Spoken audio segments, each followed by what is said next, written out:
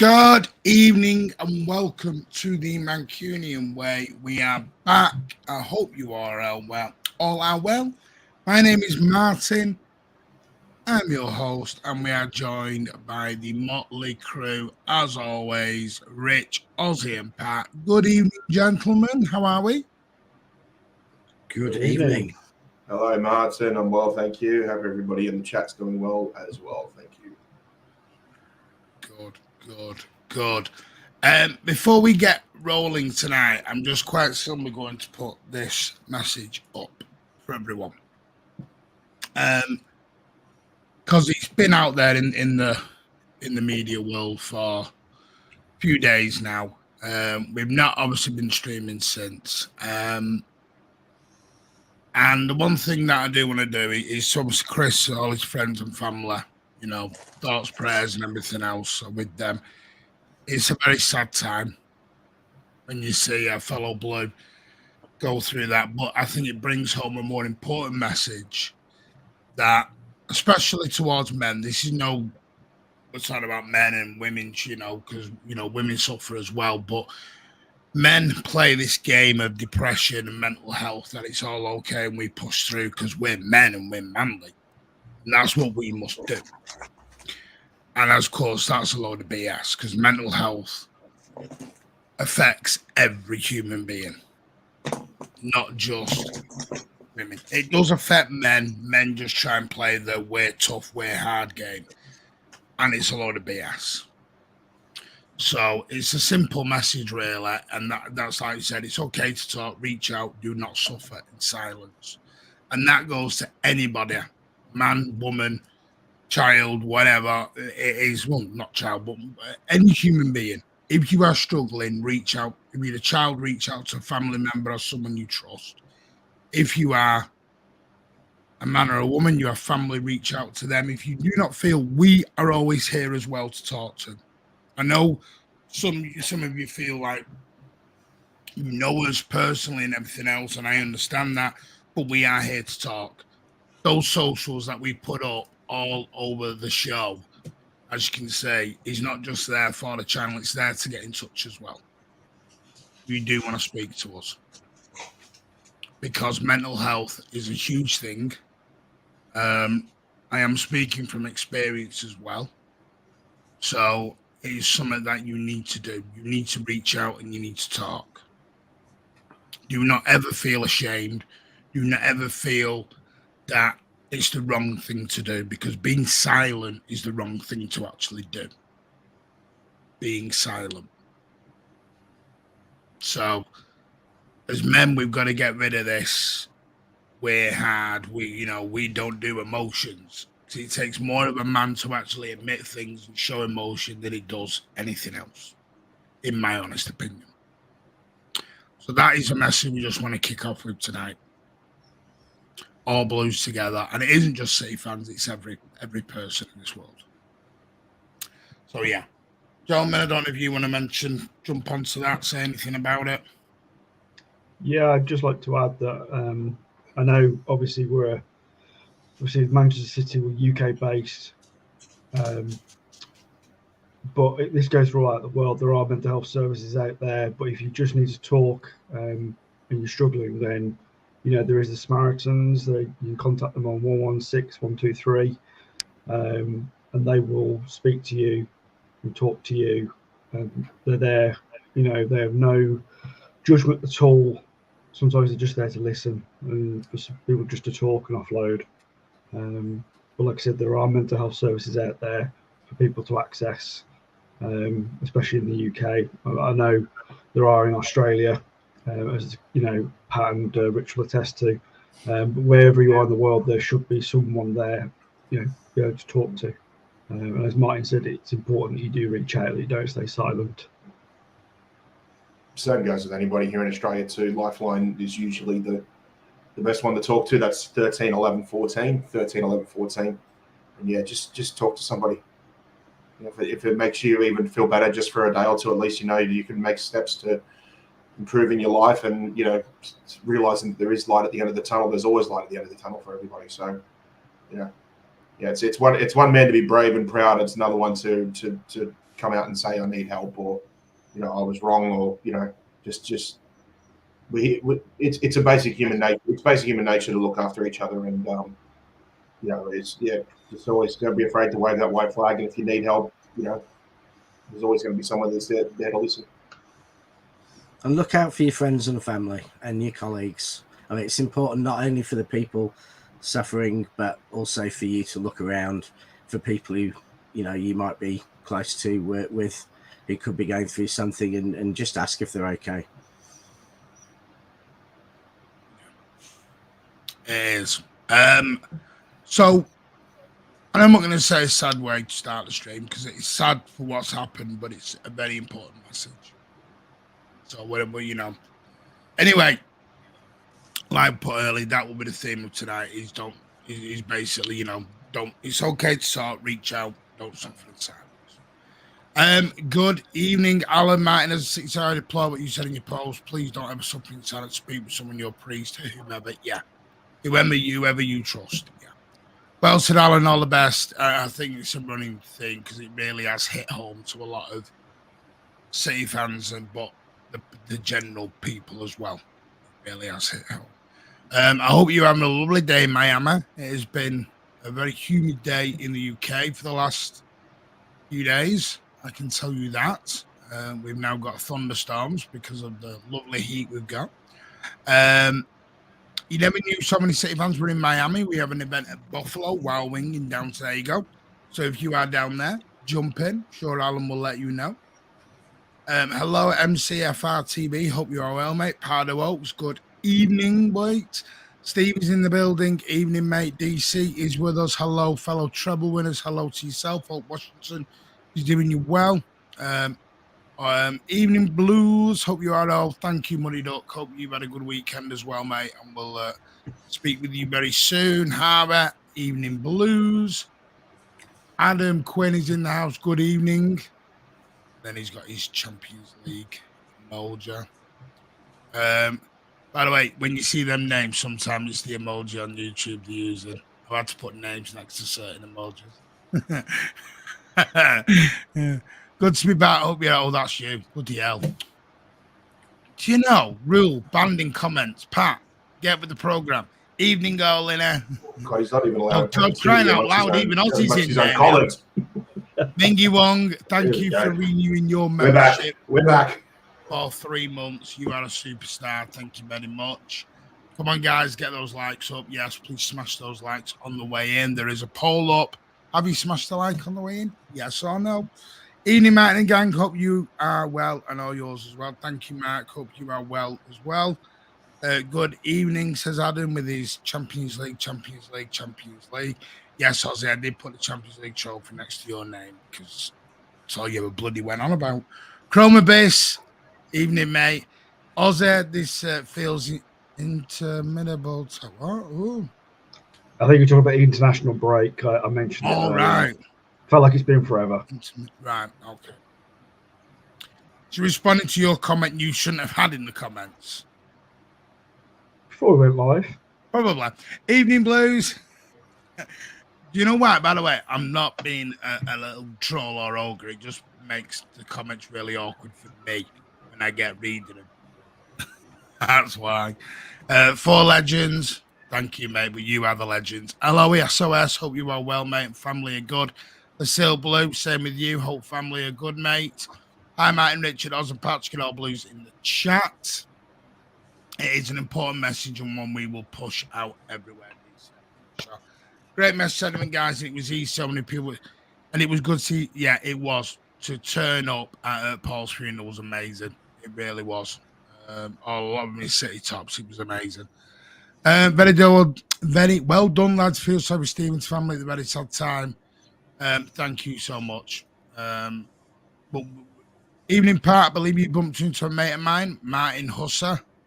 Yes, we did. He was in attendance at Cheers for the for the Fulham game. Thought someone was taking the piss out of my name. Nope. People who know my full name will understand what I mean by that. Yeah, it's easier to be a hussy than a horsey, but The As long as you're not a hussy with a horsey. yeah, yeah. Hey, Nah, listen, Martin was there. Martin was there with horses. his wife. Shout out him and the official supporters club in Kent as well. He gave them a good mention as well. So yeah, Peter, I'm not sure if you're part of that group, but yeah, I hope to bump into you guys in the not too distant future. Yeah, by the way, if my darling other half is watching, it doesn't mean you, sweetheart. Evening, guys. Great day here today. They found out friend No Age has died. Yeah, sorry to hear that, mate. Top of the league. Hope you're all right. I'm surprised Rich isn't grinning like a Cheshire cat with Wales sticking it to Fiji. Right. It's Fiji. I am grinning like a Cheshire cat. But I was trying to focus on. Hey, Fiji are a solid rugby nation. That's a good win. They were good. Yeah, very good. Oh, is it rugby? There you go. Sure, I've got even less thing in it then, mate. You're all right. Throwing a ball that looks like an egg around. Blue go, hello, mate. How are you? I have no interest in them whatsoever. I do apologize. I hate international break, Blues. I don't mind them in the minute. I don't mind an international break. Gives me a bit of a break with the family, which I've enjoyed this weekend very nicely. Evening, Ray Fernley. How are you? When you over, Pat? Was it October? No, late November. Should we just all come off screen? You ever want someone with Pat? You like?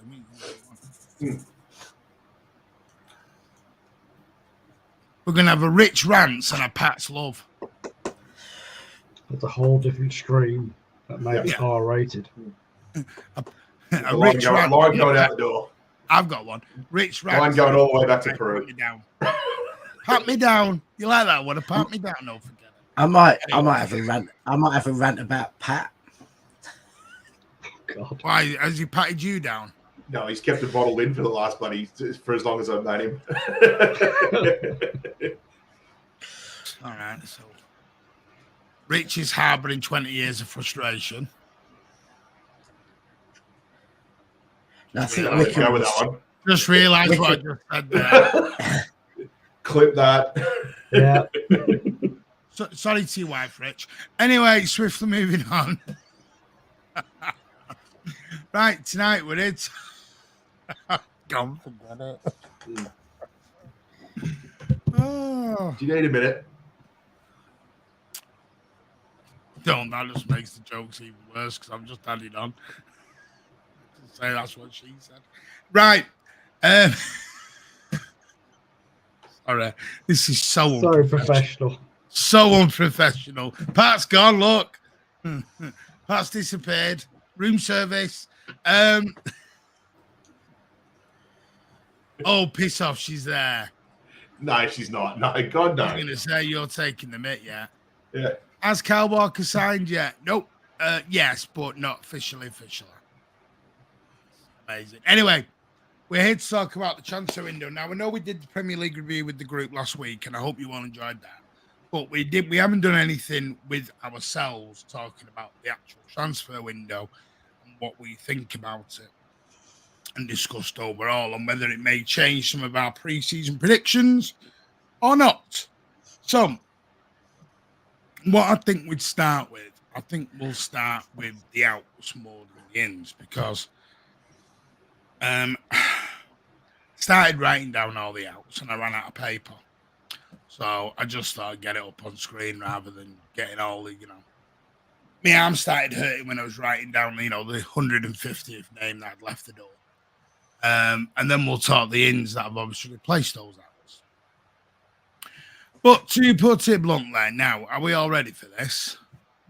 The outs that have left Manchester City, there are some significant ones. There are some EDS ones. There are some ones that I've just left as well. Obviously, Riyad Mahrez has gone to Al Hilal for £30 million.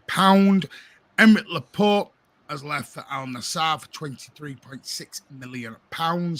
João Cancelo has left for Barcelona on loan with not an obligation to buy or any fee set. That will be set later on. There was the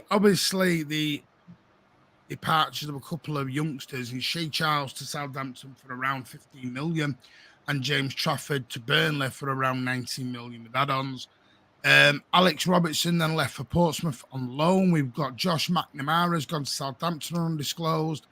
Adere Mbudi, who's left the EDS as well, gone to Westerlo or KBC Westerlo. One I didn't actually know about, believe it or not, was Morgan Rogers has gone to Middlesbrough for an undisclosed fee. Now, last time I heard, was he the one who went to Blackpool on loan as well at some point? Yeah. He's now gone permanently to Middlesbrough. Kieran Slicker, who my daughter knows, has gone to Ipswich for an undisclosed. That's 2 goalkeepers gone.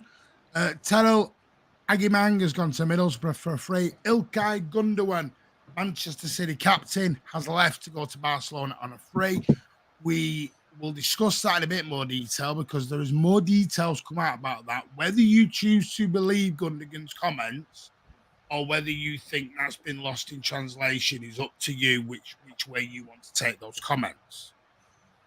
So we'll see. Some of them were a bit baffling when you actually find out where Gundogan lived in comparison to Pep Guardiola. Some of the comments he said was a bit weird. Benjamin Mendy, of course, we can now say his name because it was cleared, has gone to Lorient for free.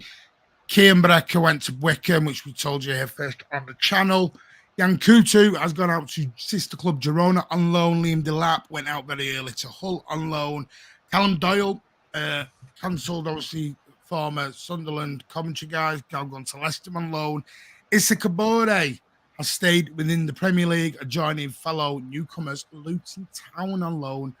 JWE, Josh Wilson-Espand, has gone to French club Rennes on loan. Carlos Borges, the ES Premier League 2 Player of the Year, went to Ajax for a fee of around 14 million quid, rising up to 16.3 million. Finley Burns, who played against Wickham all that time ago in the League Cup.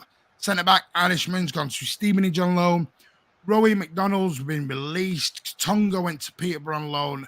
Now, you'll notice there's more than 8 loans. I looked into it more. It's more of ages and whether they were in the EDS and whether they were in the first team squad.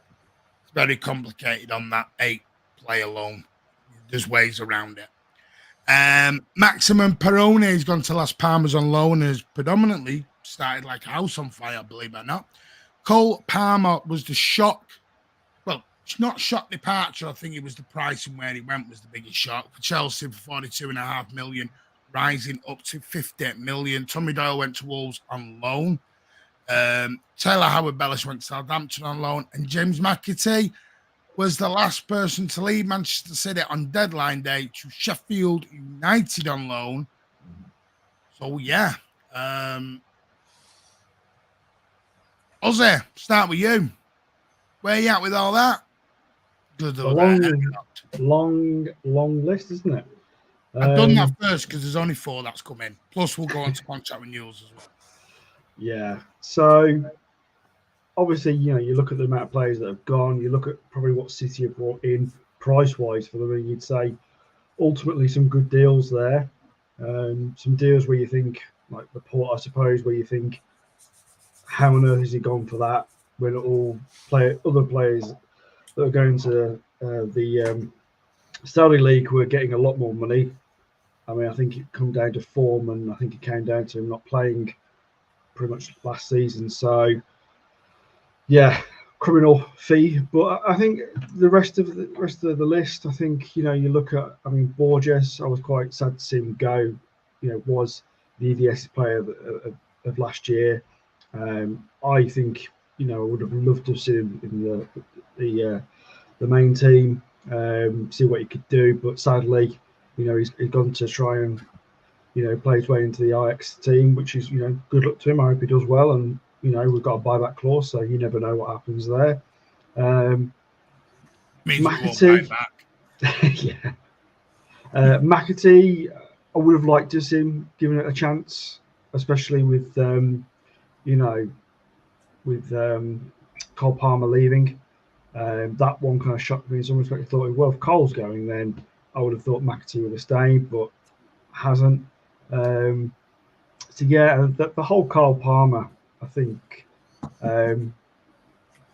it rubbed a lot of people up the wrong way, including myself in some respects, because he's got a lot of talent. You know, there were rumours behind the scenes from certain journalists saying that actually his attitude was one of the big problems at City. You know, I think that's one of the reasons why Pep was very kind of, well, he either stays and proves it, or that's it, he's gone. And he made his choice, and he's gone to Chelsea. I kind of look at that move and I just think, why? You could have easily gone to a Brighton and proven yourself there, gone to a team where they probably would play you a lot and they probably would develop you a lot. I just think going to Chelsea at the moment is just such a mixed bag. I just think I don't think he'll thrive in that environment. I don't think he'll get the chances, and ultimately, I just think it's a really bad move for him. That's my take on that move. I was sad to see Gundo go. I would have liked to have kept him because captain did really well for us last season. You know, he's one of those players that could make a difference. He's proven that over the last 2 seasons. You know, I think he just was so instrumental to the way we play football under Pep, and he was obviously Pep's first signing. So I think it tugged a lot of us. I think that one, you know, because I think we all wanted him to stay. With all the things that were going on, you know, the whole thing about, you know, he wanted a longer deal. City were only willing to give him a year, and then eventually they said, "Yeah, we'll give you 2," and then it all broke down. He went to Barca, so you know, again, he's gone with our best wishes, obviously, but it would have been, I think, one we would have liked to have tried to keep if we could. But yeah, so. Rich? I think the most interesting thing about this summer is we've signed 4 players for the first team squad who are all direct runners. You know, as a defender, Guardiola, you know, almost, you know, if you look around European football, there's few players who really take the ball and run with it aggressively like Guardiola for playing in that position. Nunes as well, very direct, keeps the ball. Kovacic is a player who plays out from the back by beating a man and running with it. And then Doku, probably since Sané, the most sort of pacey, direct winger we've had. So it's 4 signings who play football quite differently to the players who've gone. And, you know, it is interesting because it suggests we're going to transform a bit, you know, how we play again, and that Pep, in signing these players, has obviously got plans that we don't quite know. But clearly he thinks we're going to be breaking the lines and playing forward with the ball at our feet far more than we have done for many years as a team who, you know, very much 1-2 touch, taking the ball around. So I think that's interesting. I think in terms of the departures, the Gundogan ones, it's one of those ones where it's head and heart, isn't it? Your head says that we absolutely needed, with Bernardo potentially wanting to go and De Bruyne 32 and Gundogan coming up 33, that we absolutely needed to make some changes and get a new player in, and that had we had Gundogan for another season, it might have been great, but then, you know, that would have left us in an even bigger problem next summer. But then your heart says he's still got, I think he still had, you know, enough in him to have at least one more really strong season in the Prem, and he's done so much for us. So that one's a bit of a, you know, you're not quite sure. Most of the other departures, you know, and I'll come to Palmer in a second. Most of the other departures I thought were fairly sensible. Palmer's an interesting one. I mean, Ozzy, you say you don't understand why he went. He's got a 7-year, 100K a week contract. You know, his life is secure, and ultimately he's going to his ex-academy boss in Chelsea. And there's players at Chelsea like, you know, like Raz, who he played a long time with and by all accounts was reasonably close to. So I think, you know, as he came up through the ranks, so I think, you know, on the surface going to Chelsea's lunacy, but at the same time, is he, I think going to Brighton would have had its hard things as well, because you've got to fit into the way they play and you've got to get good players out of the side there. Going to Chelsea, you might think there is no starting 11 at Chelsea. There's no one established there. If I can get in and start well early, the place in the team's mine to keep. And, I'm working with a former boss. I'm financially secure. I can see why you might make that call. Because I bet you Brighton wouldn't have paid him. Brighton would have offered him half that money and probably nearly half the fee as well. Yeah. So I think, when you look at all those things, it was, probably financially for City and for Parma, there wasn't really a decision to be made. I don't think you sign a 4-year contract at Brighton for 35 million and City give up 20 million rather than that Chelsea move. But no, I'm really looking forward to seeing how Nunes, is going to play for us, how we're going to use Doku once he's actually met Pep and, been coached by Pep, and how Guardiola comes in when he starts to really, make his presence felt. But one thing you can't complain about is 4 wins from 4. I thought we'd have a tough start to the season, and we've played games without, our whole team was based around, that Rodri, De Bruyne, Gundogan in so many games last year, and Bernardo coming in, for one of them. But we've played most of this season with Bernardo, a couple of games with Bernardo sick and no Gundogan, no De Bruyne, and we've won 4 out of 4. So you can't knock it.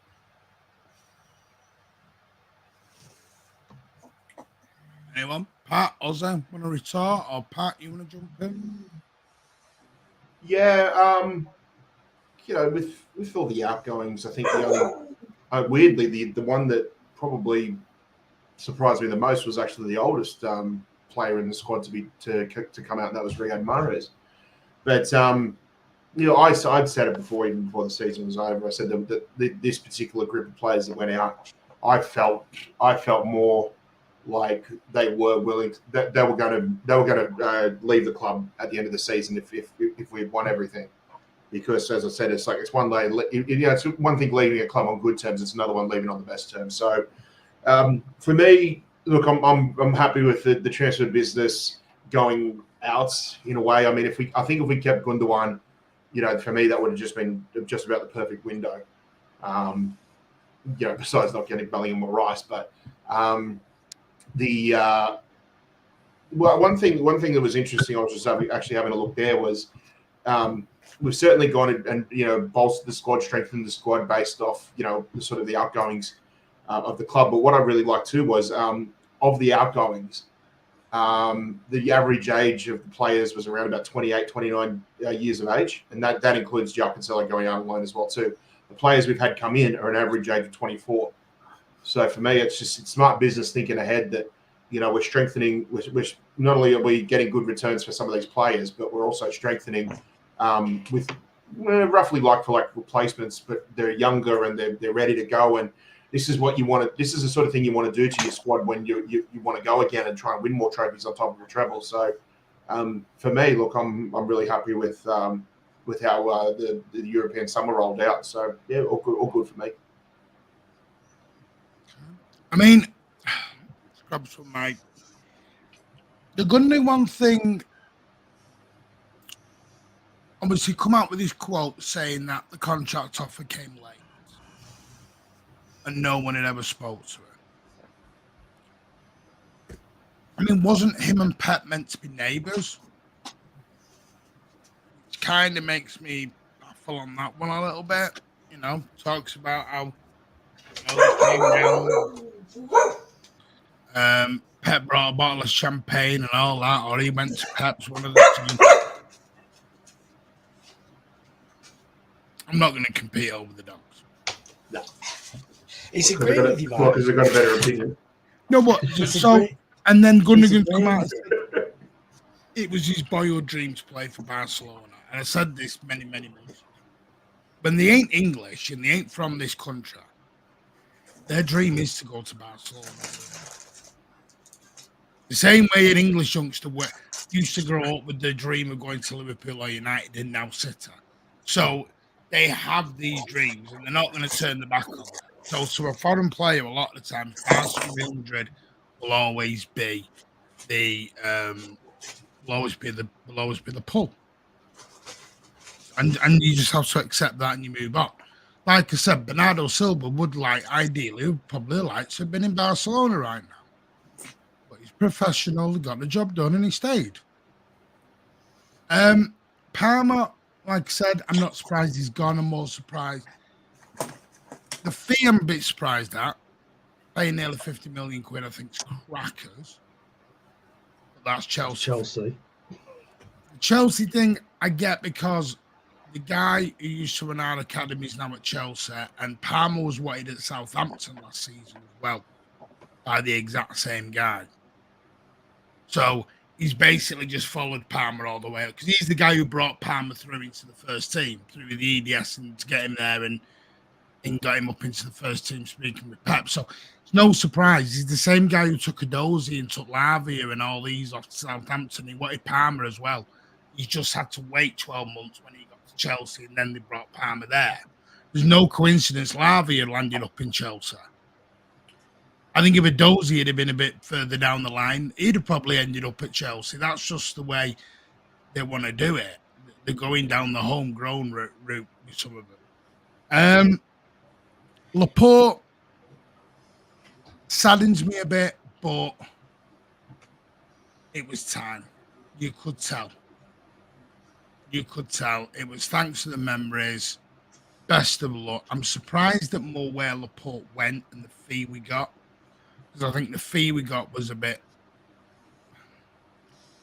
It was on book price. It was the right fee, but you shouldn't... When nobody else in this window has gone for book price, he should not have gone for that fee.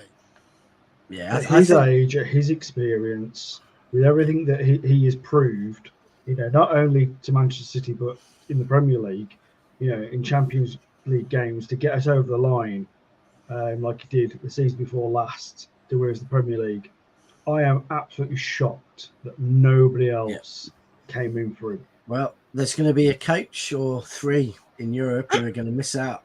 Who are going to miss out on the league or miss out on winning something this season. Who Laporte would have been the difference between winning something and not winning something. I think it's stupid. You're seeing someone offer 35 million for Harry Maguire or something ridiculous like that, apparently, and Laporte is 5 times the player. And it just baffles me that maybe his greatest strengths, that brilliant ability to break the lines passing or go Smack a long to the right. 40-yard cross. I think, I mean, the first season he was with us, or first 18 months when Bernardo was playing on the right most of the time, those balls that Laporte would ping to Bernardo and he'd just pluck them out of the air. I mean, they were things of beauty. I think, clearly he did get quite affected by, his immense end to the season in 22, where I think he won us the league. I really do. Without our defence was falling apart, everyone else was injured, and he was injured, but he played through those injuries, and I do think that affected him. And he was out till October, and he never quite got a chance after that to get full fitness back, to get the game time and everything. So whether that slowed him a bit, and that was the problem, but I think clearly he felt after what he'd done in 22, he deserved to get straight back in the side. And Pep tends to not let people just come back in, like that. And so clearly, I think he felt a bit let down, and made up his mind. I think many months ago that he wanted to go. I'm just gobsmacked that it wasn't a Real Madrid or a Bayern or a top side that took him. And I'm gobsmacked the other Premier League teams weren't all bidding for him, because honestly, he'd walk into any other Premier League team. I do agree with this. What Lascelles Yeah. Blues has said. Laporte was done when he. I think that Forest game was probably it. I think that Forest game was the final nail for him. Because I'm not being funny. Chris Ward shouldn't be scoring. I know Rich is gonna look at me now like, but no. No, but I think me and Rich have been saying this for a number of years. When Laporte came in, you know, he was probably the best centre back in the league. Do you know what I mean? Like Rich meant to comment, you know, saying, you know, the passes that he pinged to, you know, like Mahrez or, you know, Bernardo were just immense. You know, he was just brilliant. Do you know what I mean? Absolutely brilliant. And I, you know, I wish him all the best going forward, wherever he does go forward, because I just think he came in and was the difference maker for us for a long period of time. Yeah, lovely player to watch. I think, you know, and I think that's one thing with Laporte. He will go down, and he will be, you know, probably, you know, we look back at that early side with Mancini, and we look back really fondly at someone like Lescott, and I think, you know, Laporte's contributed even more. So, you know, I think he goes with nearly all City fans wishing him well, and he'll be remembered very fondly as being a key player in a number of title wins, a number of cup wins, and, you know, a very important player to City and Pep City. And you know, I know he's getting a lot of money, but I almost hope that in January or something he gets back into Europe, and I wouldn't be that surprised if we see him at someone like Newcastle. You know, I know that it'll have to be done at a fair price and everything, but if they decide to sell him to Newcastle, they can sell him for 25 million, and I bet City wouldn't have done, because I think there's a few players like that who'll get back into European football because they're young enough, they're good enough. They ain't going to Newcastle, Rich, because I think the Premier League and everyone's watching this one with very. Well, it doesn't matter. Newcastle, if he got sold for what they bought him for, there's absolutely nothing anyone can. Well, they can, Rich, if it's a PIF club selling them to a PIF club. Yeah, but if they sell him for the price they bought him for, no one can argue, because that is a full market value. It was we put him out to the market. And that's the best. I'm telling you now, it'll be investigated. The one thing what I do agree with Rich, what I do agree with Rich though, is that I think he could go anywhere else. You know, whether it's January or whether it's next summer. You know, I think Rich is right. There's a number of talented players that are still young enough to go back and play for the top clubs in Europe, let alone the Premier League. So. I think a lot too, because I think the Saudi League will be in trouble in 18 months. Personally. Yeah, and I think some people won't. Some people just won't like the lifestyle as well. Some people will love the lifestyle. Do you mean like Benzema, who's suddenly been there how long? Jota from Celtic, he's not even been registered. Yeah, they're saying always green, lads. He might be a free agent, but I imagine they get a fairly heavy payoff. If anyone who does get, you know, come back, they'll probably get a huge payoff during the time. So, well, it depends, because I think I read somewhere that Jota was meant to do. Like I said, depends which clubs they're at, because I don't think some are all swimming in the money like they all think they are. I know PIF have only bought 4 of the clubs. I can see Laporte staying in Saudi for a season or two, and then, you know, hopefully, you know, if maybe Bilbao can get him for a decent price, and he goes and finishes his career at his boyhood club. I could see him going home for a bit. I could see him going home. Yeah. But my memories of Laporte are, you know, obviously win the league on one leg for us, and the winning goal in the League Cup final and things like that. But I still remember, you know, being there to watch his first couple of matches when, you know, he was just pinging long balls in his debut against West Brom at home, I believe. It was like late January. And then a couple of days later, we played Leicester and we won 5-1. And I think everybody remembers, you know, Aguero's 4 goals, and I think he had a hat-trick in the second half or something. But I still remember sitting in the south stand and watching Jamie Vardy and Laporte just go at each other for the second half and that. But also to the one that really stood out for me, and, you know, watching it on TV and seeing it live when I was over there, was some of those passes he put through to Leroy Sané was running at absolute top speed. That sticks with me. That was like the standout sort of play. That's what sort of to me defined like what that Centurion formidable sort of season attack was like. Was just absolute ruthless pace and just going absolutely hammering tongs at teams just every single match day. By the way, yes, before I bring Aussie in, big up to KDB on not joining that league. Big up to yourself, Kevin, lad. You've got some integrity, sunshine. Carry on, Oz. Yeah, definitely. Good news.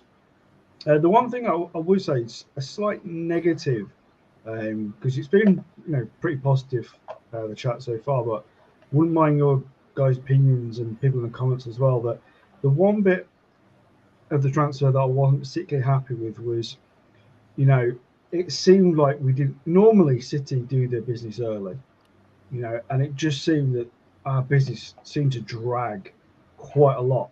I think one of the big things was obviously the midfield. We had Bellingham to begin with, and we were all feeling pretty confident that he was coming to City, and obviously now he's at Real Madrid, and then obviously we went on to Rice, and again that felt like a bit of a, we felt confident, and then obviously went to Arsenal, and then it just seemed like for ages we were kind of, I don't know. It just felt it was a long battle of trying to find another. There was then remind me of his name, guys. Sorry, the West Ham player. Obviously, with his issues that came up, McAtee, yeah.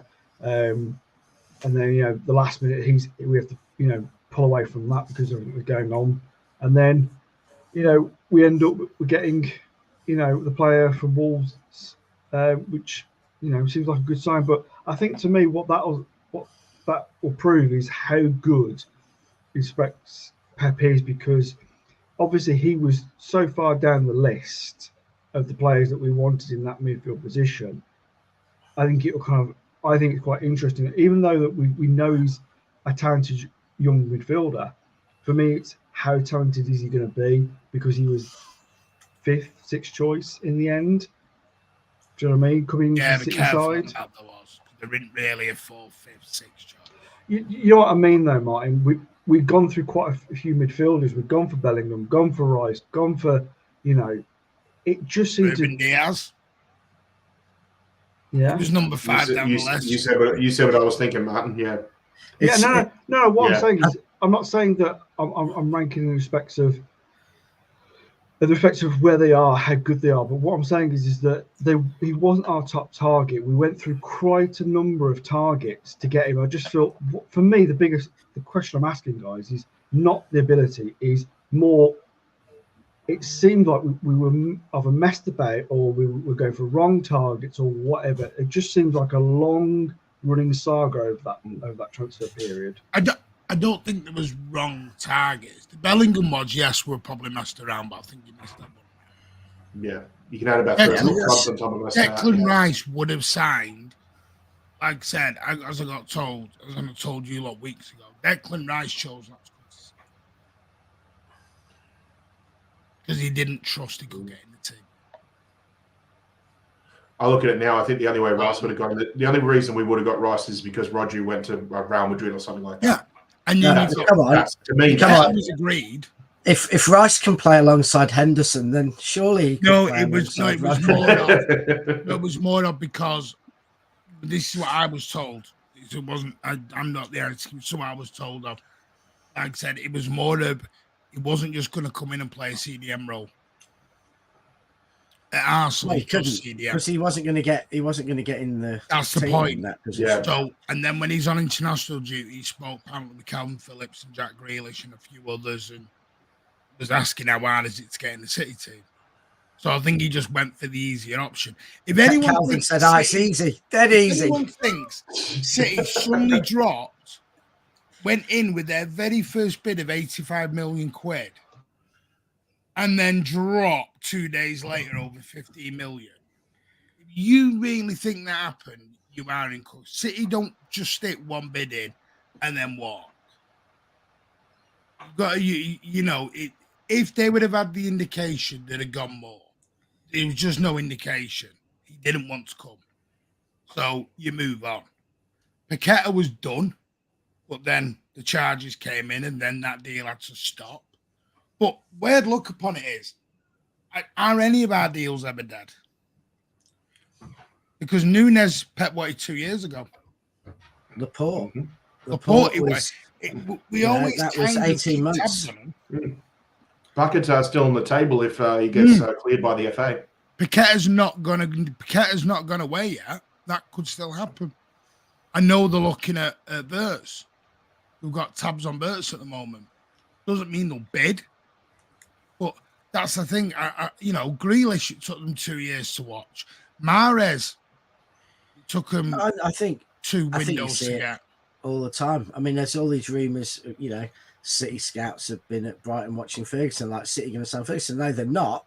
But if in a year or two, you know, Haaland did decide he wanted to go, I know that's looking less and less likely, or Alvarez went, then we may need a striker in future. So it makes absolute sense to watch any player who you might potentially need in future, even if you don't end up needing them, because you know you keep what you have and you're happy. You still should be watching players in every single position on the pitch and planning, you know, who are the players, you know, if you need a centre back or a left back or a right winger, who are the players, you know, who are the 10, 15 players you're looking at? So makes sense. I think Bellingham's agents just played everyone. Like, you know, it's quite clear from what's come out of, it's quite clear from what's come out of Liverpool. Liverpool thought it was done. They thought they had him for a time. And then it sounds like City thought we had him for a time. So fair play to his agents. His dad can obviously look someone in the eye, absolutely convince them what he wants to convince them, and do it with a completely straight face. And you know that's against seasoned negotiators who do it for a living. So fair play. He's not someone you'd obviously want to play poker with. It was a weird scenario because that's what I heard. When Liverpool dropped out, we thought it was for us, and then everyone will say, well, we never really bidded for him. You got to look at patterns. City wouldn't have allowed all that noise to happen over Bellingham if there was no interest. They'd have shut it down completely and gone, no interest. A la Neymar rumours. Yeah, but they were letting it just carry on, and just because to them, no news is good news, and they just kept quiet. It's like Paquetá. It never came out and went, no, we're not in for Paquetá. Yeah, it's like, I mean, Bellingham's like is like the Haaland signing, or you know, the few signings of those really top players. If there's any team who've got 100 million euros spare, they would have wanted Bellingham if he'd have wanted to go. So it really does become then, you know, like Haaland, complete control of the player where they go, and you know, fair play.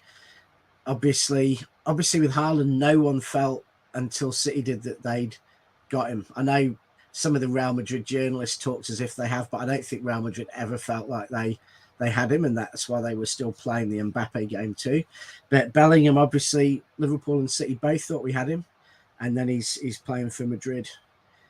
And you know, fair play. He's, you know, it's an easier league, so he's gonna, you know, really give himself a chance to shine in a way that would have been far harder in the Premier League. And you know, I do hope if he does do well for Madrid, I hope he does come to the Premier League, because you know, I think it is by far the strongest league in world football, and if you really want to test yourself as a player, you need to go there. And I think, you know, when people have arguments about all the best players, I think there's some who've come and done it in the Premier League and shown that they can, and that has to be respected, rather than playing, you know, in a 1 or 2 team league for your career and thinking that makes you, you know, in club football terms, you know, amazing. By the way, I did ask, there is no interest by City and Ferguson, so don't believe that. Yeah, well, why would we? I don't know why that came out. We've got a problem with Alvarez. I think it's just because we had scouts and we watched them, but we're watching probably 10, 15 players in that position in case in 2 years' time we need someone. Did that surprise anyone? What Fabrizio said 2 days ago. He says a lot of things, Martin. Yeah, well, but no, I mean, yeah, but I don't think he's telling It's a lies. weird one. So soon after he just signed, well, the big in a money at way, Chelsea. It's weird. what makes sense is that obviously they were told by the agents he wasn't happy at Chelsea, and we, at the time in January, we still had Cancelo till we released him, and we were still playing with fullbacks, not with 4 centre backs. So it kind of makes sense when you think about it. We're about to lose Cancelo. We obviously started to think he's going. Our target left back had been him, so it kind of made sense that we were maybe thinking Cancelo goes, Cucurella comes in and plays, and we play the same way. And when that didn't work, we obviously, Pep thought, well, let's go 4 centre backs. No one's done that, or 3 centre backs and Walker, and try something different. And it worked. The way you said that, then 4 centre backs, no one's done that. Right, just woke up one morning and bowl of cornflakes. Don't you think Pep's just like sitting in the bath or something, and he suddenly goes, Eureka! I've got it. I'm going to go and try this. Hang on. And then What you're saying is, while he's been sat in hospital bed for 2 weeks in Barcelona, he's going to come back with some wild formation against West Ham that we have no idea about. Well, imagine what he's been. That's what happens when you shave your head. Imagine some of the ideas he's been thinking about with that much time. He probably has come up with some mad ideas, some plan involving Edison when there's a free kick or something. I don't know. But he will 19-man wall, five out this crowd. Yeah. He put Bernardo at left back, so that yeah. I mean, come on. It is really good to have Blue out back. Hey, great, you've been missed, mate. Your jokes haven't been missed, but you've been missed. Any other departures that you were just like, wow? I mean, I want to mention McAtee from my point of view. You're not going to like this, but no, I don't think there will be a future for him. I really don't.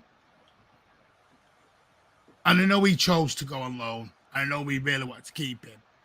But he's asked to go on loan because he was basically, he knows, himself, his chances are limited.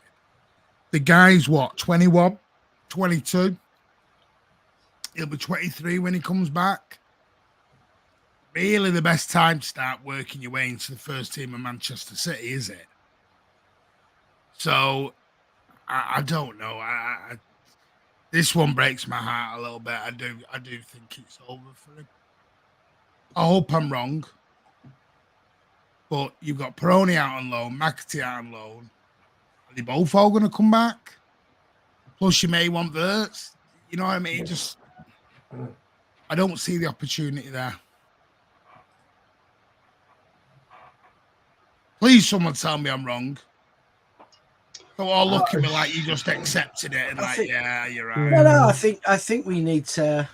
I think we need to see what he does in the Premier League in a season. I think ultimately, if he has a okay or good season at Sheffield United, then we probably will cash in. I think if he has a great season, then things might change. And obviously, we could have a summer where, next summer where KDB is clearly slowed after this injury and not the kind of 45 games a season he's done the last couple of years. And Bernardo, if he has a clause, which is next summer and not the summer after, he could go and suddenly things could open up and we could need a signing or two and an extra body in that position. So I think we just have to wait and see. But I think this season, clearly the player who's going to get those minutes is going to be Oscar Bob. And so at the moment, it's Oscar Bob's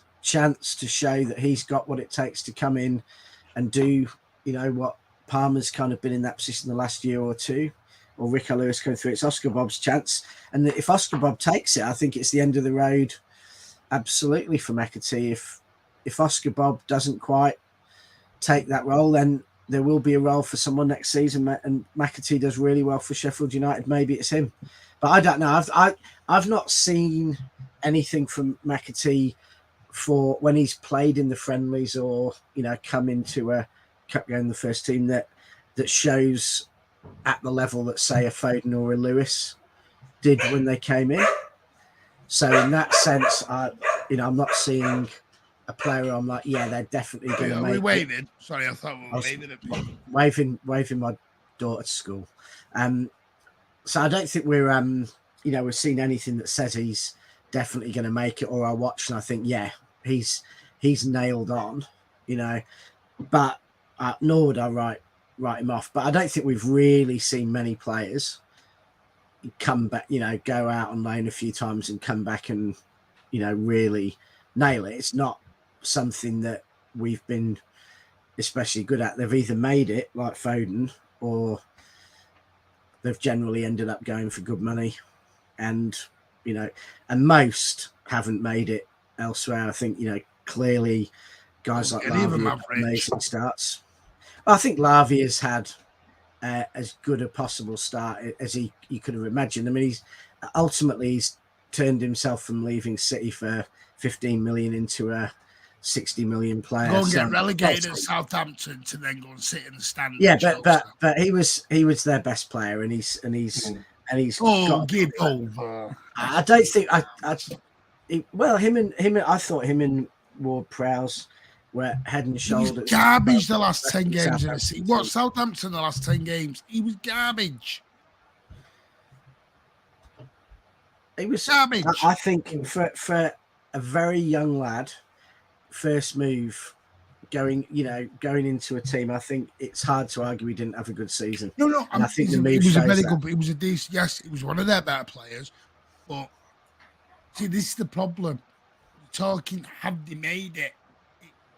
What do we class as made it or done well? Well, this is the problem. Yeah. What your class is made? Everyone's got a different opinion of making it, because he's now sat in the stand at Chelsea. He's not even on the bench. Yeah. So I don't know. Is that making it? No, I think you only know if a player's made it in a few years' time. When they've had a good Premier League career, and ultimately you can make it as a Premier League player, but never be at the standard to play for City now.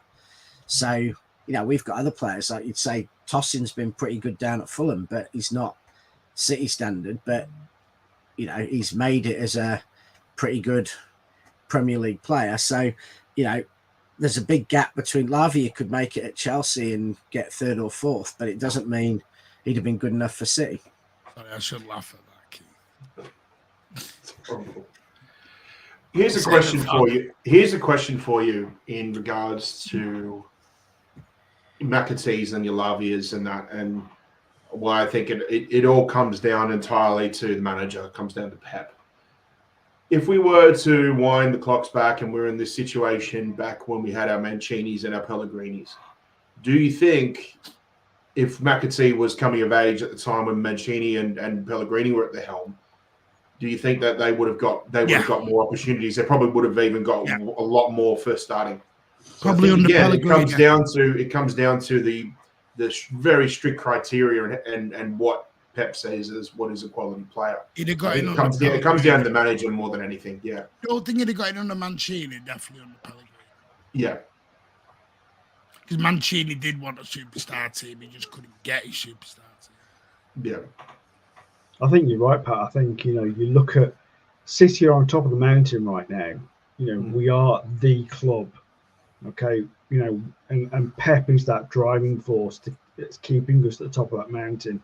And as you said, he is got such high, standards that, you've got to be the best player in that starting 11 on that day for him. You've got to be proving yourself, and it's so difficult. I think the problem we've had is, we've mentioned it before, we've had a crop of players from the EDS who have been absolute outstanding players in the EDS.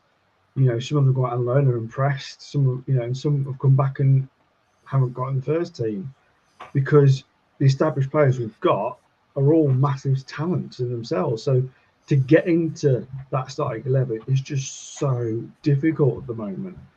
I think it's just we've just had so many fantastic young players, and we've just got to accept that some of them, like Martin said, are just not going to make it. As much as we would love like the McAtees to get into this team, with the team we've got, it's just so hard. It really is. I just think so. Yeah, you could say the system or the system creates an incentive for a player where it's like, if you're good enough, then you're good enough to come and play for a team that's going to be competing for trophies every single season. If not, we're going to get a good return on you, and you're still going to be able to make a good career for yourself as a footballer. So for me, if you take a step back and look at it, what it takes for an academy player, then I think it's a win-win situation overall. Because if it's not a win for success on the pitch in a blue shirt, then it's success for the club financially. And I'm okay with that. The more you look at it from that position and take the sentimentality out of it, then the more you're at peace with it, I feel. You know what is, mate? I always worry when you go out on loan, it's like the kiss of death. Yeah. There is nobody got out on loan and come back and succeed. Or if you play, or before the season, Martin, if you play the most minutes in pre-season too, because I think they put you in the shop window. Yeah. So if McAtee does that, he will be the first player to go out on loan and come back and make it a career. Like Ozzy said, Pep doesn't let you go out if he wants you. If he's 1,000% on you and does not want you to leave, and you are fully part of his ideas, you don't leave. So the best chance for him to get into the squad next season would be to have a season that keeps Sheffield United up. Because how many times do you play this? Let's see how he is in pre-season job for. Because you know what bugs me is, remember that we'll see how good McAtee is in pre-season. We hardly saw him in pre-season. So it's like, when do you get the opportunity then? Yeah. It's not like he went, like you said, Pat, and played every 90 minutes in pre-season or a good 50 every game. Yeah. You played the first half against Yokohama, and then after that, it was just 15-minute bench stints. Yeah, some of that, 10 minutes. Yes, he is injured at the minute, but when he first went to Chelsea, he was just sat on a bench. And I wish him all the luck in the world, and I hope he does it.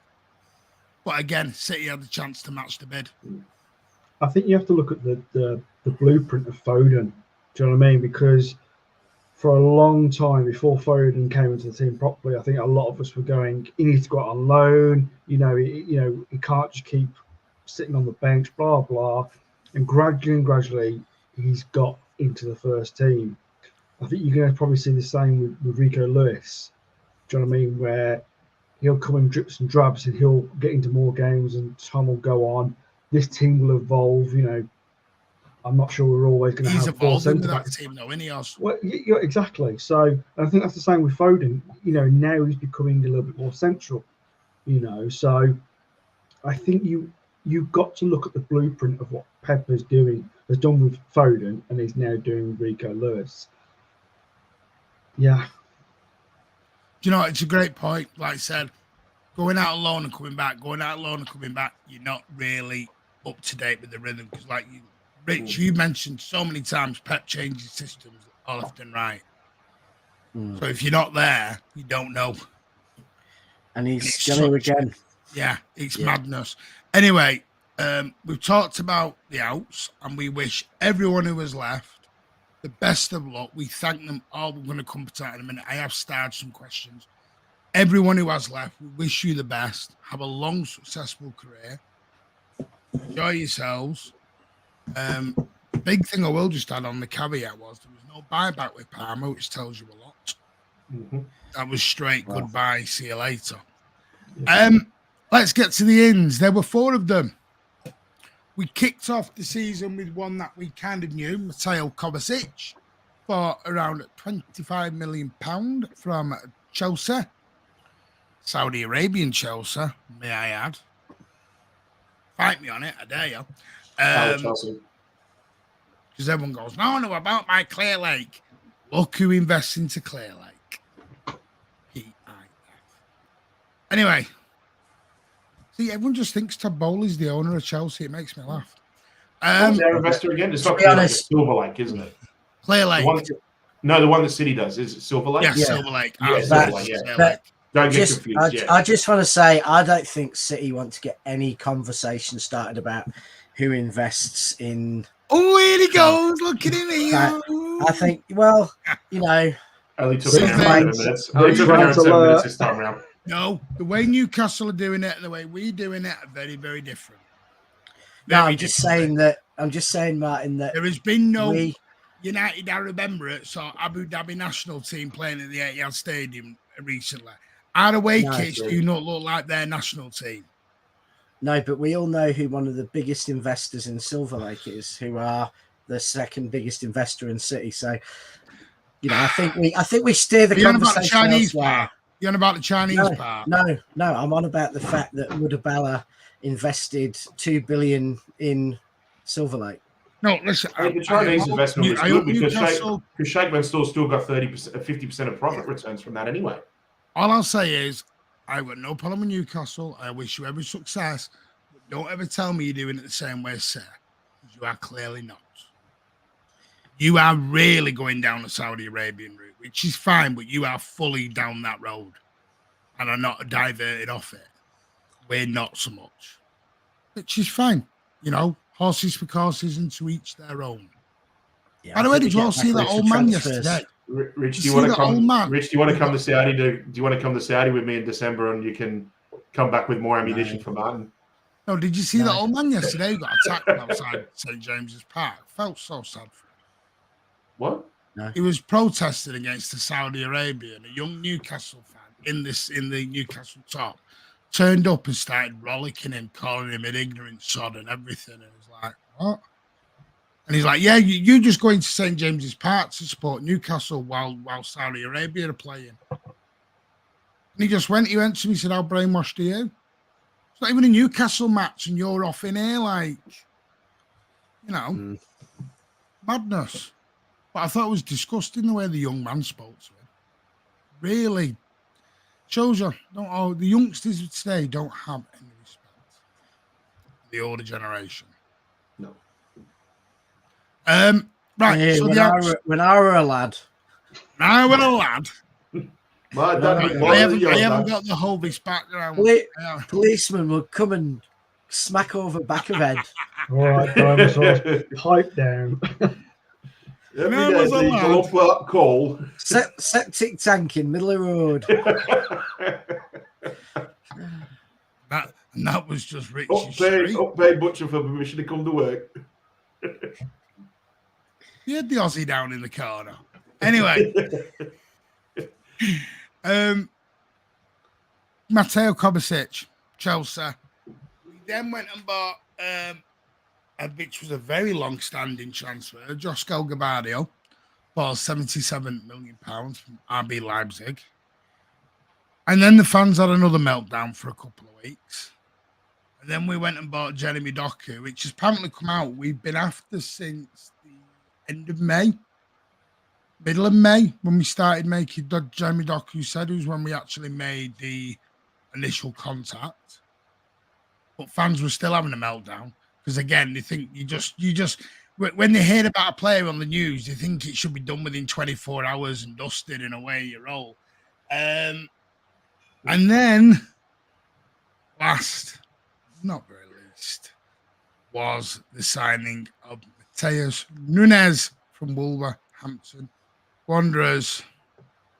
So only four key players out, maybe five if you want to call Palmer. Don't know if you want to go down that road. But are we feeling about the four in? Are we all happy with that? Two midfielders, a winger, and a centre-back. I think it's the right number of bodies and everything. I think, as I said at the beginning, it's just interesting that they're quite different players.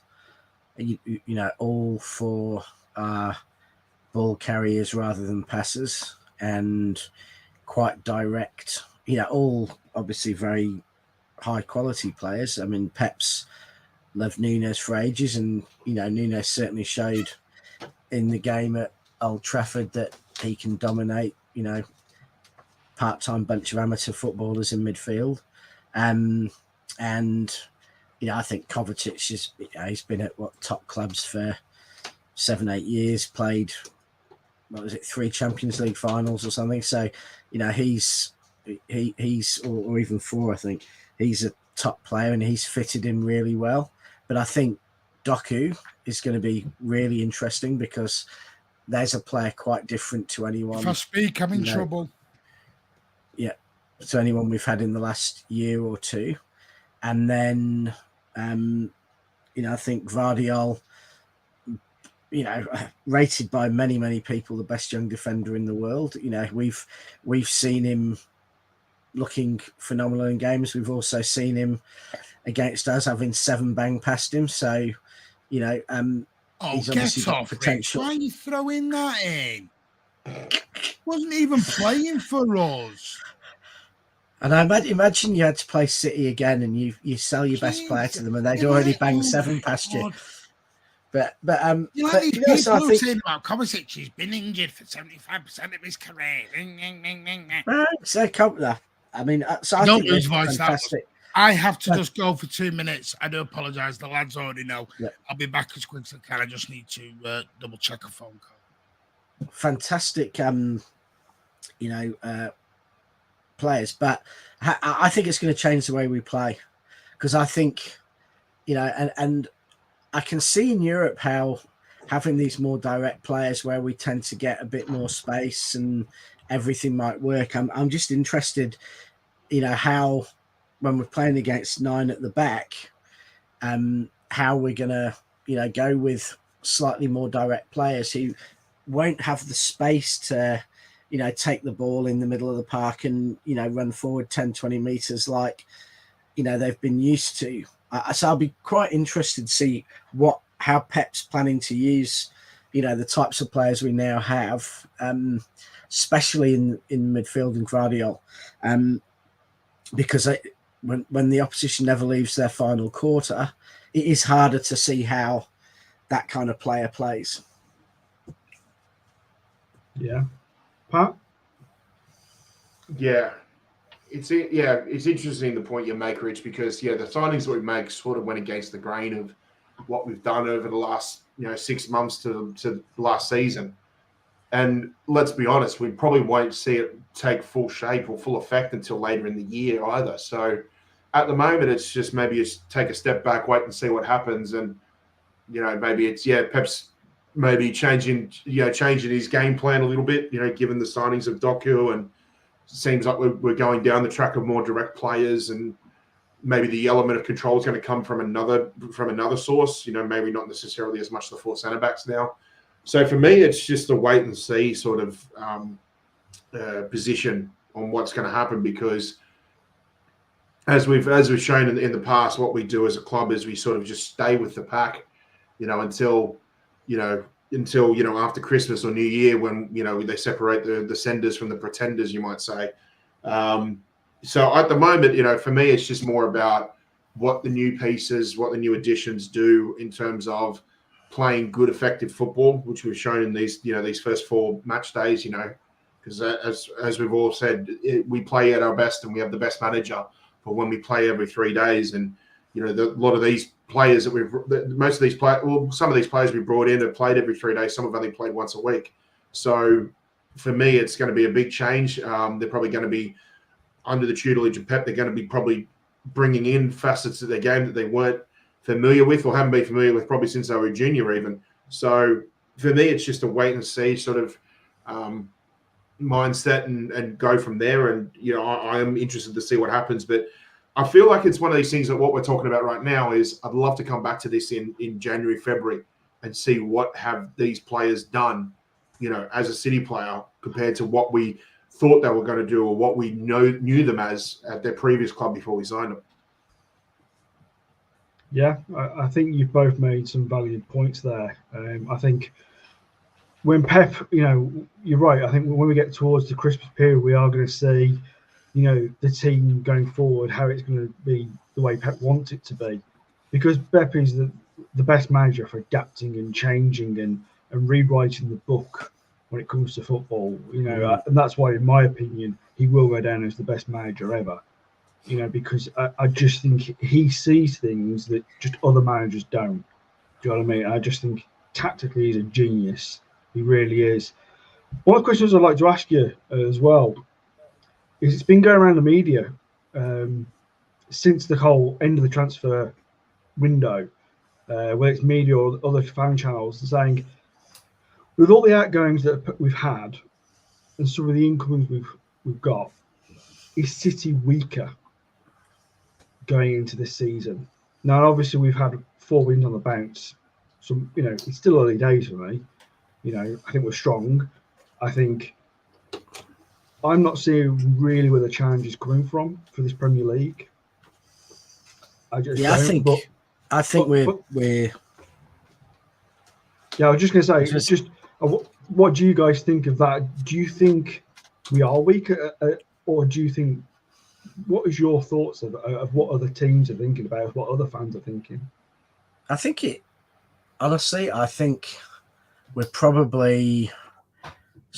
I think we're probably stronger at the very front and the back, and I think probably in the attacking mids we're a bit weakened. So by that I mean, Haaland's been here a year now, and Alvarez has. So I think, in terms of out and out getting goals and stuff, I think we're in a better position now with 2 really established Premier League strikers, whereas last year we had 2, brand new players.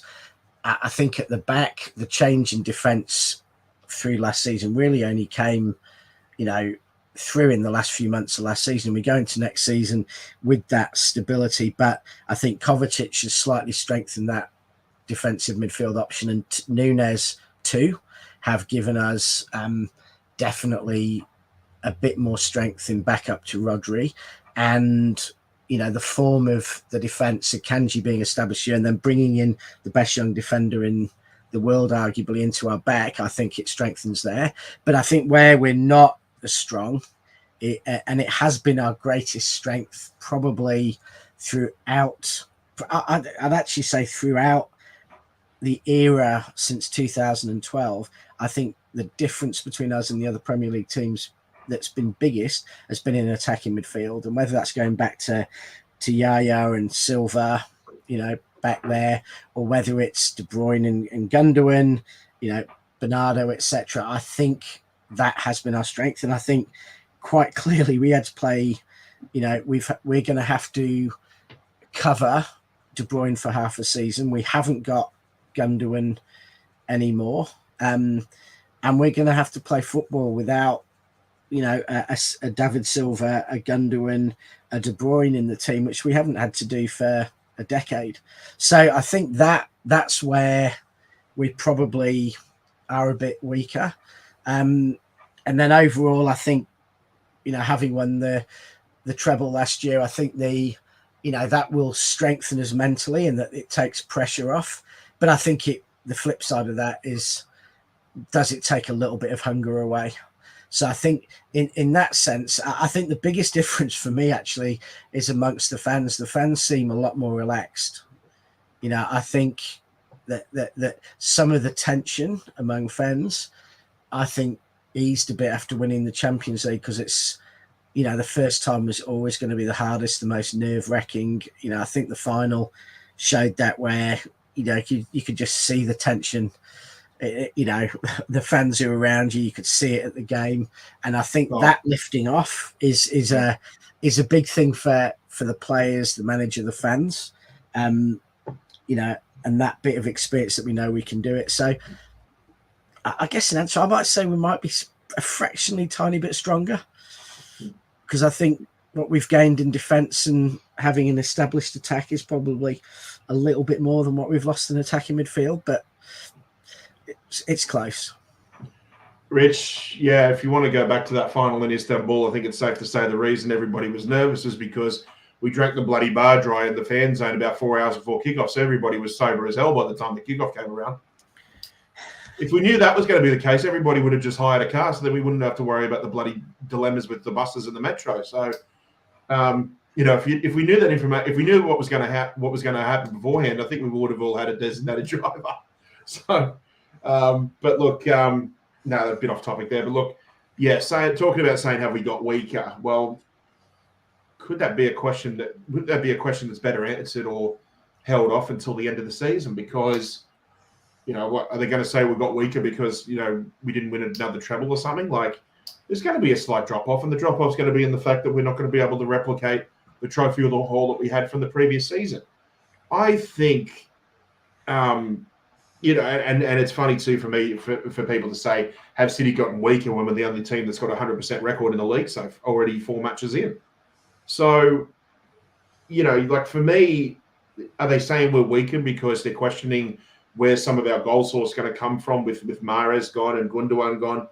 Gundogan turns up at the end of the season, and that's fantastic because you need that clutch player to get you over the line. But for the first half of the season, barely any productivity.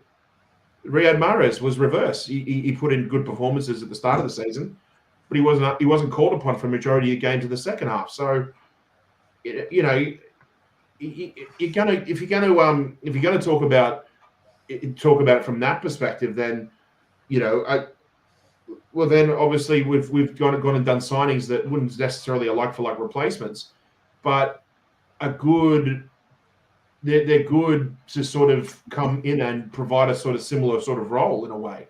You know, like Gundogan's gone, but I like the fact that we've got a Kovacic in there too, because sure, he may not have as much of the football brain as a Gundogan does, like his arrival in the box and being in the right place at the right time for a good pass and that, but he's so technically gifted too. So he offers a different sort of, you know, intelligence to the game to me. And you know, and it's proof because the guy looks like he's been here for 2 or 3 seasons. Doku's a raw talent. You know, as time goes on, maybe he can offer something similar to what Mahrez does, but he's quicker. He takes on players, and maybe that's another key piece of evidence as to maybe Pep wants to be a little bit more direct. We don't know. These are things that will probably be answered, you know, come early 2024 when we start going on a run for the competitions and that. Gvardiol, you know, you've just taken one of the best left-sided centre-backs the Premier League's ever seen. You're bringing in a potentially the new potential next best, a future best left-sided centre-back that the league's ever seen, and a more versatile and a more directed and probably a little bit more quicker centre-back in Gvardiol as well too. So, you know, we're thinking the big lads. Yeah, you know, we've signed. And as I said at the top of the show too, the average age of all the outgoings was 28 and a half years old, roughly. All the signings that were brought in have an average age of 24. So you basically just rebolstered the team for another 4 or 5 years in those specific areas. You know, if we get Florian Wirtz in to eventually replace Kevin De Bruyne, and from what I've seen of Wirtz, I really hope we get him through the door next summer. You're taking a 32-year-old who's going to be in his last season. Probably he may have enough legs to do another season or 2 after that. We'll have to wait and see. But you're just replacing him with a player who's going to be turning 21 next summer, and we're going to be talking about him with the same sort of hype that we talked about with Gvardiol, a potential 10-year player. My real worry about Wirtz, honestly, is I'd rather Foden do it.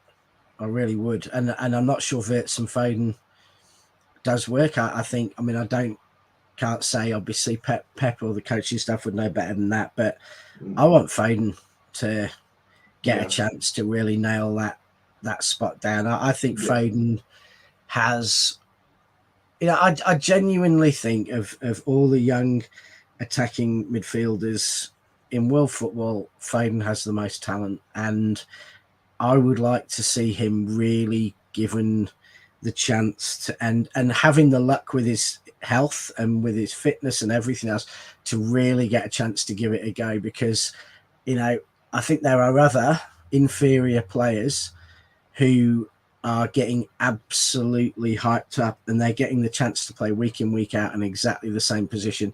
And I'd like to see Foden get that. Now, maybe Wirtz and Foden could work. And, you know, maybe in a year's time, Bernardo goes and, you know, we do have something like that. But I want Foden to get that chance. So when De Bruyne's replaced, it's Foden. And I think you've kind of nailed it there, Rich. And we bring in someone to play with Foden. Yeah. I mean, it can't be Wirtz and Foden? I don't know. You're looking at two creative midfielders, but they're creative in very, very different ways. Yeah. Wirtz is as close as you have to a like-to-like replacement of Kevin De Bruyne. He's your more creative midfielder because he's more creative in the way that he can put a pass We across will never. out 3 We or 4 will. defenders. Yeah. Foden's more creative because he'll run and try and go past 3 or 4 But defenders. I think you can have both. It's just whether they can gel in the same team together. Yeah, I think the problem with that, and I think we've seen it from, Pep in the past, is that he's never, I've always wanted to see Foden and De Bruyne together, but Pep has always wanted that player, either Bernardo or Gundogan, alongside that De Bruyne or Foden to keep control of the game, to keep the call, to keep the ball, to do the, slightly more controlling stuff. So I'm not sure whether Pep would want someone who's going to make risky passes like De Bruyne does and someone who's going to make risky runs like Foden does together. I think he likes having someone, and it could be a Kovacic, or it was Gundogan before, or David Silva could do it, Bernardo could do it. You have someone who can actually make sure you keep the ball and not lose the ball alongside that slightly more risk player. And that's why I'm worried if we sign Wirtz, does that spell an end to Foden being able to have that attacking midfielder role? Possibly not. I've not seen enough of Wirtz to know if he could do a Gundogan control a game and let Foden be the one who takes the risks. So, but I think that would be my only caveat, is I don't want us to go and sign someone and mean that Foden can never fulfill what he's capable of in a blue shirt. Yeah. And I think you both put on some brilliant points where I think it now comes down to that midfield this season. Pep, he's always known about, he loves his midfielders. There was the whole joke with Yaya Toure that Pep, all he wants is midfielders in his team. So, with Pep, it's about control. And as you were making those points about Wirtz and Foden, I think you're right. I think Foden hopefully gets that chance because with KDB being out, we're going to see a lot more, hopefully, Foden in that midfield. I think the other thing that I'm sure Martin would throw in if he was here was he'd be saying, well, you've got to get Alvarez, because Alvarez has been that number 10 for a while. I don't think it works. I think most of us probably agree with that. But it's, where do you shoehorn him in? Is it on the left? Is it on the right? Is he going to just come in to replace Harder when he's injured, or when he's it's a lesser game? So I do think it's going to be a combination when it comes to that midfield, really. And going forward, Kovacic is 28, 29. He's probably only got a few years playing at City, more likely. So you'd hope if Wirtz is going to come in, you're going to see a good combination between Foden and Wirtz. We'll have to wait and see. Martin, have you heard of what we've been talking about? Do you want to jump in with what you think of what we're talking about? The signings?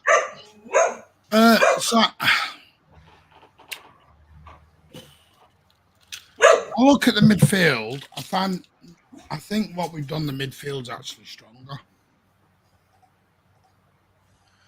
Because as much as Gundogan was very good, we've signed Kovacic, that I think will turn out to be the signing of the summer. With the money we've got, he's come in and fitted like an absolute glove. The guy just gets it. Absolutely gets it. Even going back to, I'm just going to have to mute Rich. So sorry, Rich, I'm not being rude. I'm not competing with the dogs. That's a dog. Rich, just give me a thumbs up when the dogs have disappeared, mate. I think Kovacic just gets the Pep system. He's a Pep midfielder. Plus, it allows Rodri to do that more advanced role. Because I think with what we've lost in Gundogan, we can actually pick up in Rodri. I know that sounds mad, but you look at Rodri, what he did last season, towards the end of, in fact, probably the last 2 seasons towards the end, has gone very under the radar by everyone. Because Rodri's been doing what Gundogan was doing. You go back to Aston Villa 2 years ago. I'd be curious to see. I'd be curious to see what his season-wide heat map is. This season, last season, compared to say his first 2 seasons. Yeah, 2 or 3 seasons. Because I think you'd find a lot of his activity would be a lot more forward. Yeah. People talked about Phil Foden. I want to see Phil Foden in that 10 role. I know, and this is where if I speak, I get in trouble comes from. Don't think Alvarez is the 10. I think Alvarez should be in the 11, not as a 10. That's just my honest opinion of it. I know he's scoring goals, he's getting assists, but in that 10, I think he struggles for the passing. I think his passing ability is something he needs to improve on a little bit, Alvarez. But again, that's not a criticism. That's just because all players need room for improvement. Just thinking that 10 role, passing is a huge thing, and he's got it in him because he played a ball last season with the outside of his foot. That was a dream of a ball. I just think in certain games, it's more when it comes against the middle of the road to the lower league teams where Alvarez struggles in that 10 role. So I go back to West Ham, Leeds last season, struggled a bit.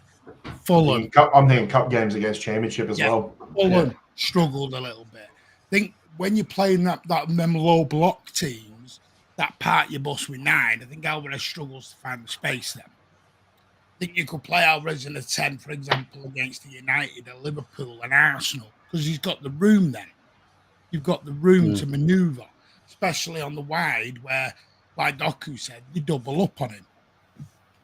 Doku knew that within 45 minutes, and that's what I've always defended Grealish on. You don't realise, I've said they double up on Grealish, they double up on Foden when he's out there, they double up on Doku. And managers are not stupid. They know they try and out-tactic Pep, which is a weird thing to do. Nunes, Pep's wanted him for 2 years. Can play that set. What I like at the moment, yes, our squad is not the biggest, but where we make up for that is the versatility. You have a Bernardo Silva, for example, who can play right, left back, 10, 8.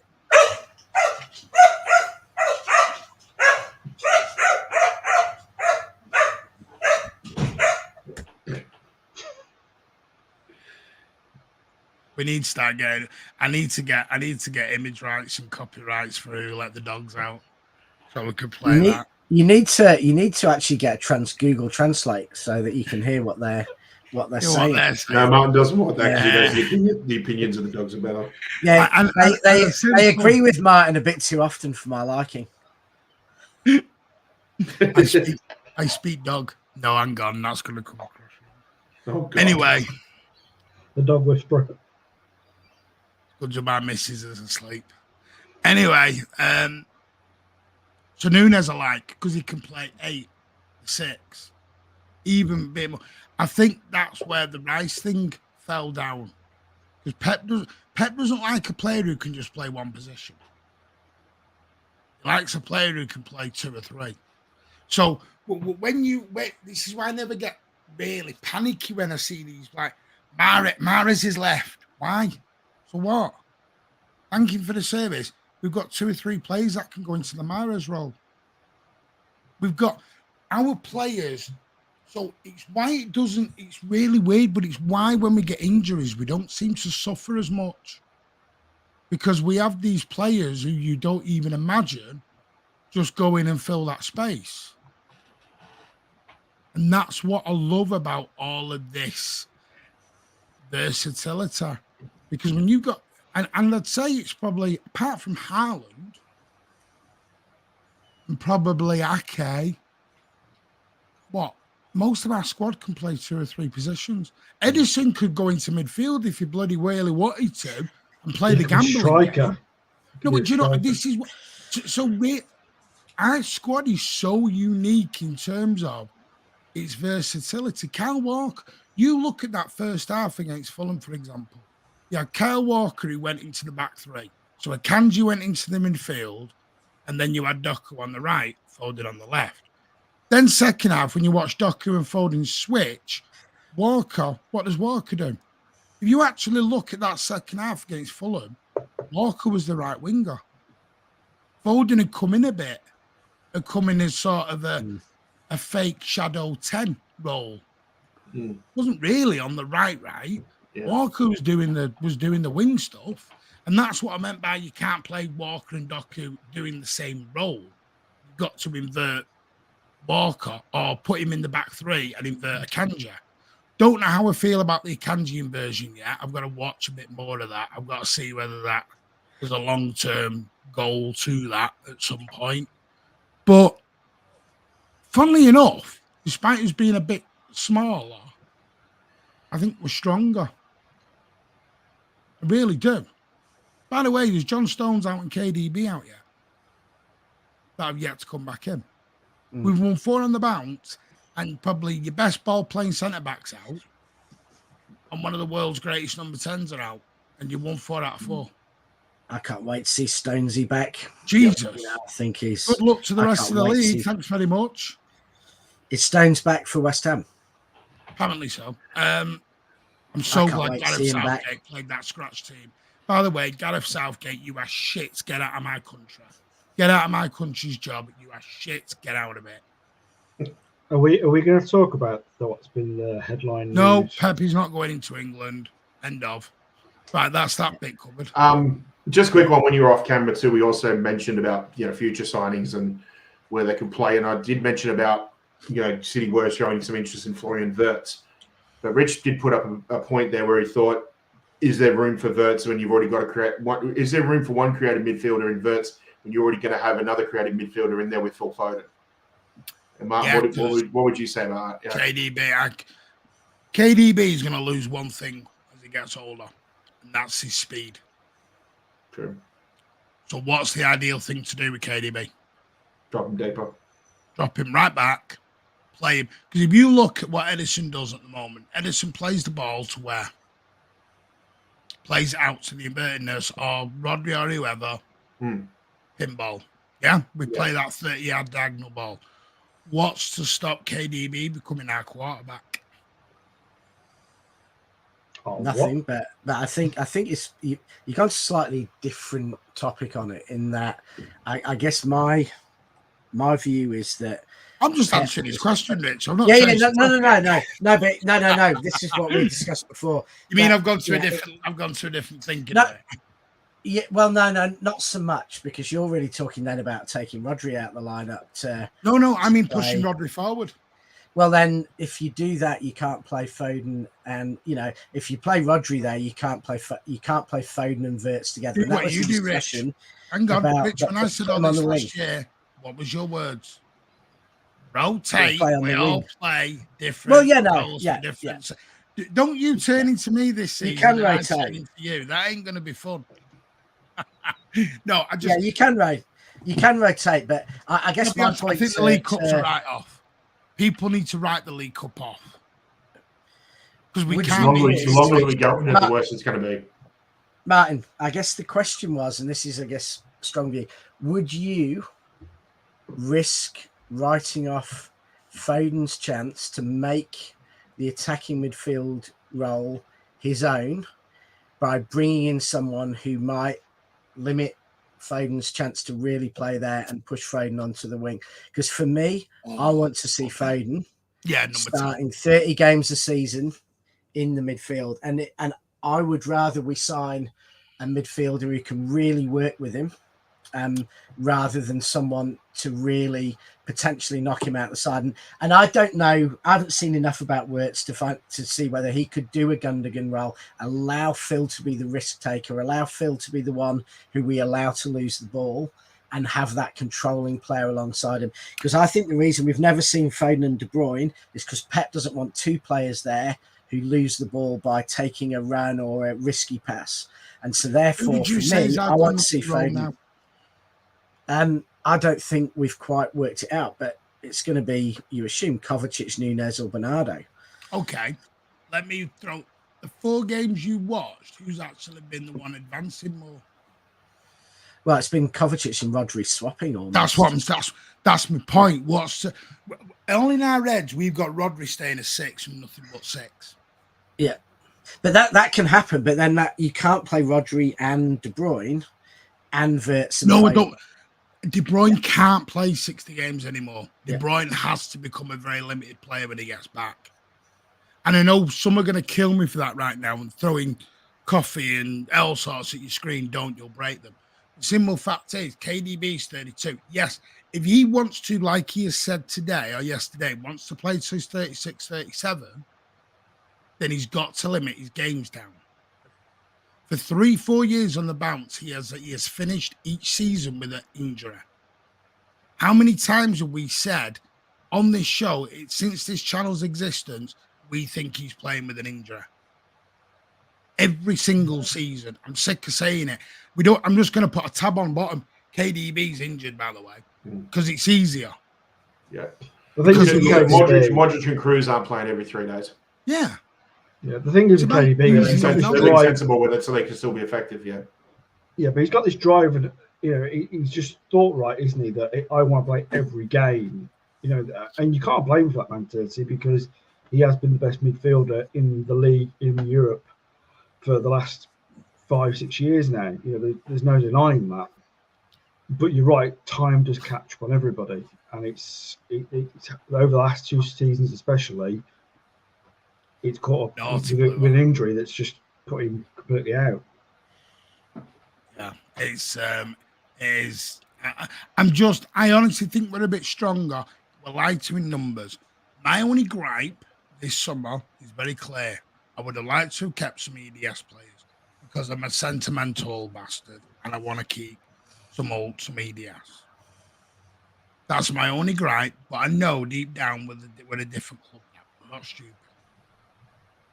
But I would have liked 1 or 2 to be given. But Oscar Bob's going to make it, Martin. Oscar Bob's going to make it.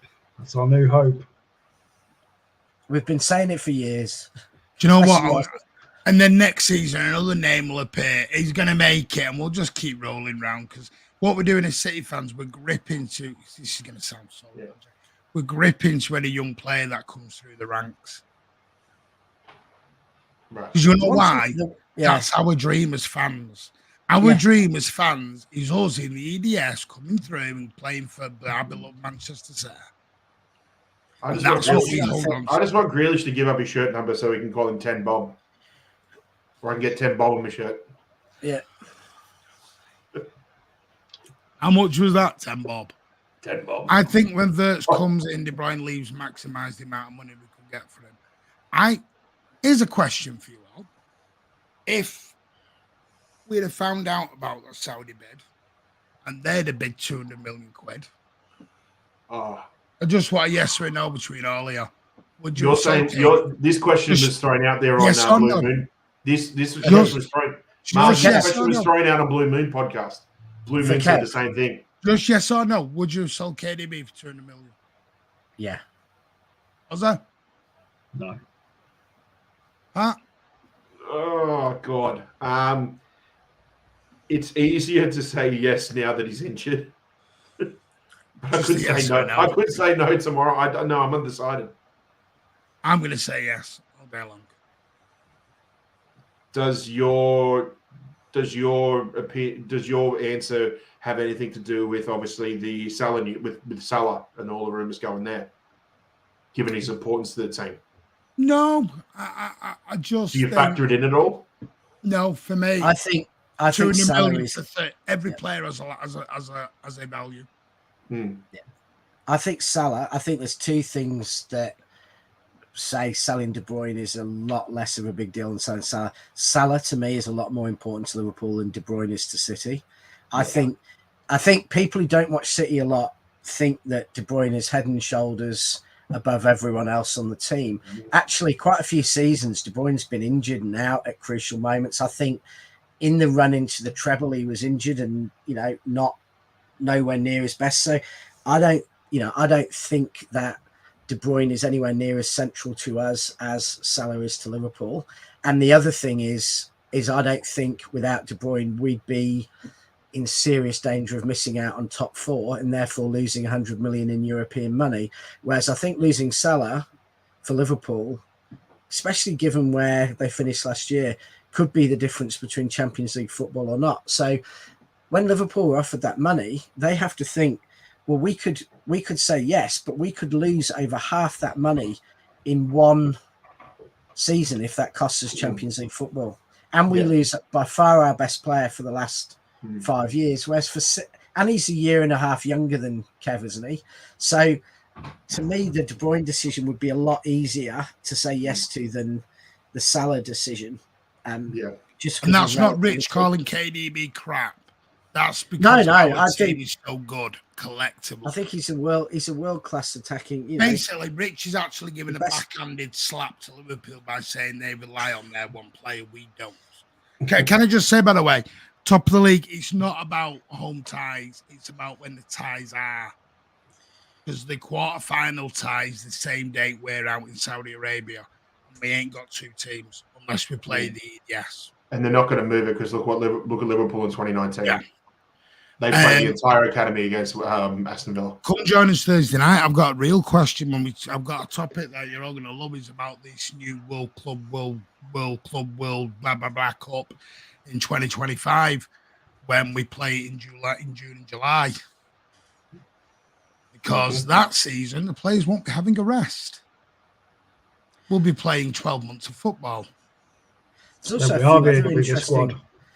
Yeah, there's a few other interesting things in the come out in the last week in European football for City, and that's our own CEO is now on the board of European Clubs Association, along I think the other English clubs, Arsenal, who have a representative. So after many years, we've finally been invited into that club, which we've been very conspicuously kept out of, and then UEFA have announced they're changing the way they dole out the prize money from next season with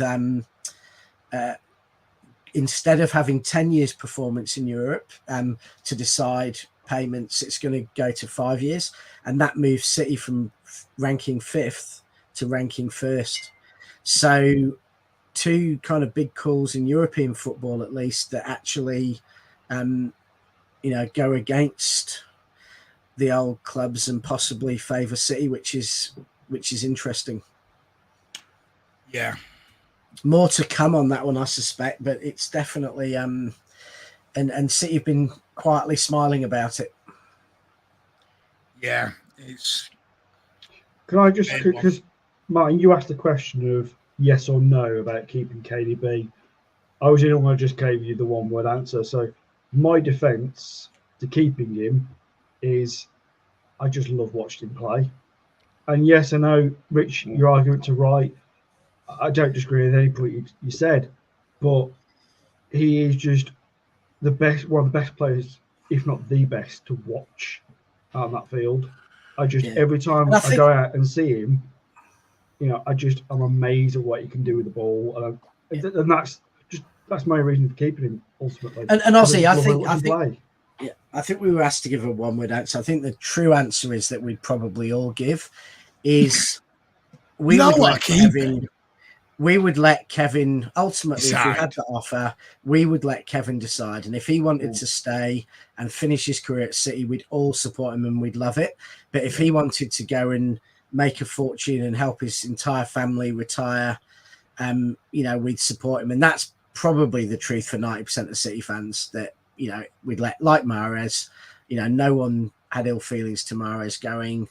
And, but equally, if he'd have chosen to stay, 95% of us would have been happy about that as well. And so it's respecting the player. Now, I have to drop in a second. So you heard Man City for life here. City wouldn't even consider it. Pep would fly De Bruyne to Saudi himself on his private jet. Probably. So Martin, you asked for it. I've got to drop. So you asked for a ranking on where we finish and the window and where we're going to finish. I think it's an 8 out of 10 window. A minus, B plus. It's not the greatest window in history, but I wouldn't expect us to have one. But it's certainly a very solid window. For a bonus question, Rick, is it better than Scott Sinclair, Jack Rodwell, Javi Garcia, and Nastasic? I think that would have been given an E plus. So yeah, it's quite considerable. I want to mention that because people are comparing that on Twitter this week, looking at that window. And I think, I think there's just night and day. And I thought we'd win the league before everything. 4 wins out of 4. and the window that's happened when I compare us to everyone else, I've got no reason to change from thinking City are going to win this season. You know, fair play for anyone else who they give it a go. Maybe, but I think that's the head speaking. And I mean, I've thought the same probably the last 7 years that City were going to win the league. So, you know, I don't see a reason to change this season. I just, our closest challenger was Arsenal, and I just don't think. Rich, you need to go, mate. Time to leave. Time to leave. Rough rant. Cheerio. Cheers, bye, Rich. Have a good See you, night. mate. See you soon, mate. Night, everyone. Euros are then? No, that's what we're going to talk about on Thursday, because this summer coming up is the Euros. Then the summer after is the Club World Cup in America. And then the summer after that is the World Cup. So that's what I'm saying. These players will have no rest for 3 years. That is not on. And that's where the Saudis will want to try and get to in this Club World Cup, which basically leads to a Super League. That's basically what it is. 36 teams out in America, June and July. So, yeah. We'll see. We'll talk about it on Thursday as one of our topics. We play better as a team without Kev, always have done, and then we'll finish on Pat and Ozzy's predictions. We got an insider. Who's the insider? I don't see a ginger in Saudi doing well with the sun. Wow. Totally agree. All right, calm down. Doesn't even have to be ginger. True. Just put a mask on. With all the players that came, I never said any of them to retire with us. KDB's the only player who wants to retire for us. Always debated, do we do a KDB versus David Silva debate, but I think that hurt too much. Now that transfer window is closed, where are the panel's revised predictions? Top 5 and bottom 3. I still think when KDB finishes up at City, you might go do a couple of years in MLS. My top 5. I do. I kind of do, but I kind of don't, because like I can see him easily going and doing a couple of years at New York City. But the problem is New York City over the last few years have really gone from the whole old European marquee signings to now actually trying to create a squad that can be competitive, because that's what they did. It was only a few years ago they had Lampard and Pirlo run around Yankee Stadium and now, and then only 2 years ago they won the whole competition, not without a single marquee player, like European marquee player in the squad. So for me, it would make sense for him to go there. And I know his wife's very heavily involved with a lot of work with fashion and, the fashion industry and all that sort of thing. So you would think, like, from a family perspective, it would make sense for him to go there. But that's not what New York does now. So you wonder where else could he go? Could he go to Los Angeles? Could he even go to Miami? Like, who knows? But I still feel like it's something that I could see him doing. You can see like a 36, 37-year-old Kevin De Bruyne going and doing a couple of years in MLS, couldn't you? Yeah, but I'm not sure it's New York. 35, sorry. Yeah. Do you know what it is? I'm seeing less and less of us doing roles with our sister clubs. No, never mind the sister club thing, because it was something I thought about, a few years back about the future of Kevin De Bruyne going forward, but he couldn't go to New York because they don't do that anymore. They don't go for the old European marquee signings. That's not what they do now, and it shows because they're now actually being successful. But I could see him still having a stint in the MLS. I really do. I think it's a possibility. Yeah. If he stays with us, I think it's more he goes back to Belgium. I think from what I've I don't know about Belgium too, because Belgium, the league there is it's such a it is basically our EDS in a league. It's all 18 to 21-year-olds who are looking to try and make a name for themselves and launch into La Liga or launch into Premier League or Bundesliga. So I don't think there's room for older midfields past. Depends how long Bernardo stays, Stevie. Because I read somewhere today is Bernardo. We don't know when this release clause is. This is the problem with Bernardo. Nobody knows when that release clause kicks in. It'll come out eventually. It always does. It'd have to be after 2 years, mate, because if it was after 1 year, then he wouldn't have signed the extension. He would just go on free. He would have had to have signed a new contract to get that extension in. Yeah. I So just either think it's way- after 2 years. I think it's after See, 2 either not within way, one. if you're changing anything on a contract, it has to be a new contract. Yeah. So they might have, we don't know, they might have upped his wages and put the buyback in. Put the release clause in. Let's be honest, even if it is next season, what are they saying, £50 million? Barcelona ain't going to afford that. No, 50 million euros. 50 million euros. Even euros, pounds, doesn't matter. Turkish lira, it doesn't matter. Barcelona aren't going to afford that. Not by the way that they were so desperate to get their loanees in João Cancelo and João Felix and that. And then the fact that they had to offload Eric Garcia just to name one or two players. Yeah, I'm still just to get the wage bill down to get those two players in. There's a reason that release clause went in, Pat, and it's because he wants Amsterdam. Yeah. But I think City have shown the initiative by saying, right, we've set the price, then we've set a marker for you. It's up to you to get your ducks in a row. I've been thinking about this. Is it a price for us or a price for Bernardo? I think it's a price for everybody. Because technically, in this market, he's an 80, 90, 100 million pound player. Exactly. Going for 45. So this is what no one's thought of. Have we just done this to keep him extra year or two, but it suits him as well? Yeah. And we pay him for while that goes on. If he'd have signed that contract with no release clause, I'd have gone, yeah, right, he's committed, he's ready. That release clause changes things slightly for me. I think if that's the case, I think Real Madrid coming from next year. Modric is going to go. Cruz is probably on his last season too at Madrid. They'll need somebody in, and if Barcelona cannot get their finances sorted out, Madrid will hijack it. I really do. I just think Bernardo's asked for that one. I think Bernardo's asked for the release clause, which worries me. Yeah. Just worries me. Anyway, Ozzy, where are you at with this window, and where does it change anything with the league or anything for you? I'm happy. I think Rich is right. I think it's like around about an 8 or a B minus, somewhere around about there. I think we've brought in some really good players. I'm really looking forward to seeing, Docker going forward. What's going to happen with Nunes and Guardiola. Just a fantastic young player, and Kovacic is fitting like a glove. So it hasn't changed my prediction as where City will finish. I think we're still going to win the league. I'm not really, as I said before, I don't see where the title challenge is coming from. United are a mess. Chelsea, who knows? Liverpool, again, their back looks shaky as hell in the midfield, just doesn't seem to have settled.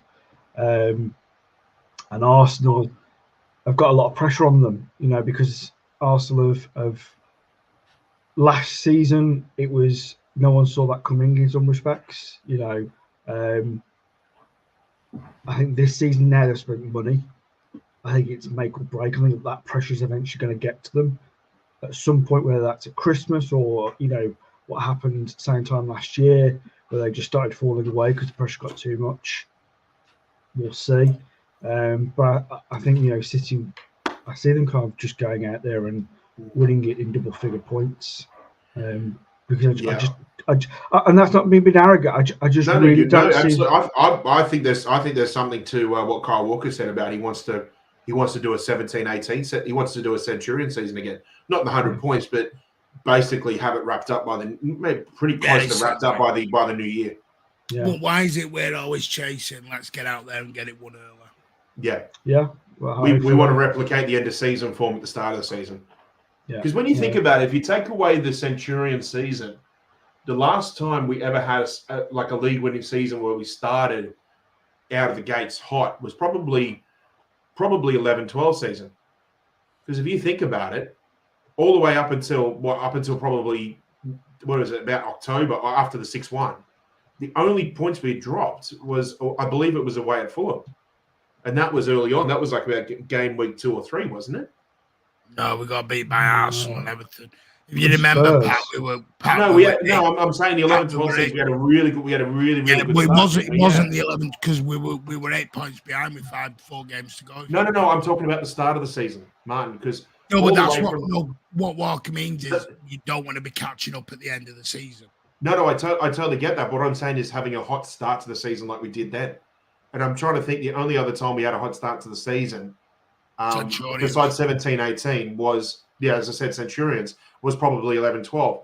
Albeit we had a drop off because, like you said, we did fall down to 8 points. I'm talking about the start of the season, not the season itself. I'm saying That's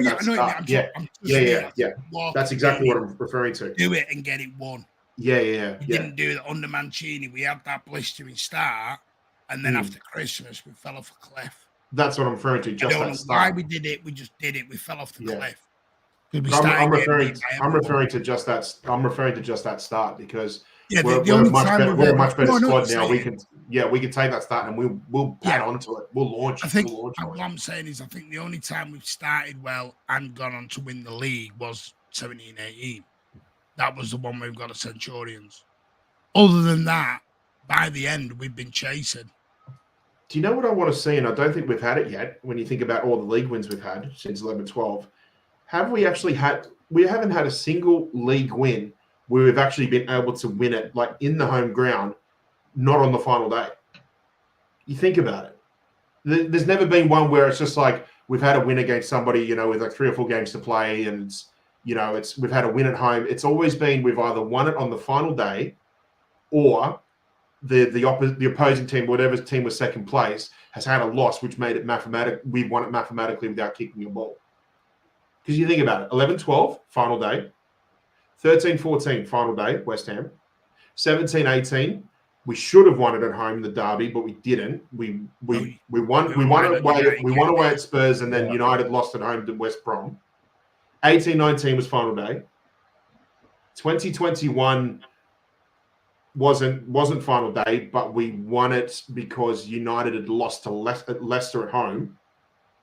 They made us mathematically win. Leicester's win at United made us mathematically win the league. So again, it was one before we kicked the ball. 21-22 final day.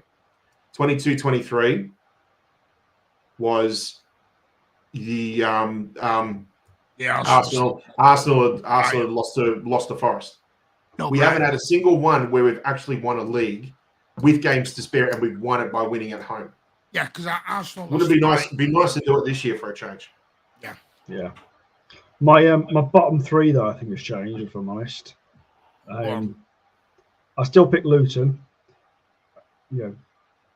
That's not as much a fairy tale. That's not, but and it'd be great to see, but I just can't see it happening. No, and I think the other 2 that worry me now really is Everton and Wolves. Everton have been really, the last couple of seasons have been fighting that relegation battle. I just think it's going to catch up on them. I really do. I'm sorry if Everton fans are watching, but I think yourselves that I just don't think everything that's going on with them right now. I just worry for them. And Wolves, we've just took one of their best players. They've lost a few other good players, and I just think managerial-wise, it's been a bit of a mess. Don't know what's really happened there. I think the club itself is it's lost its way a little bit. So, yeah.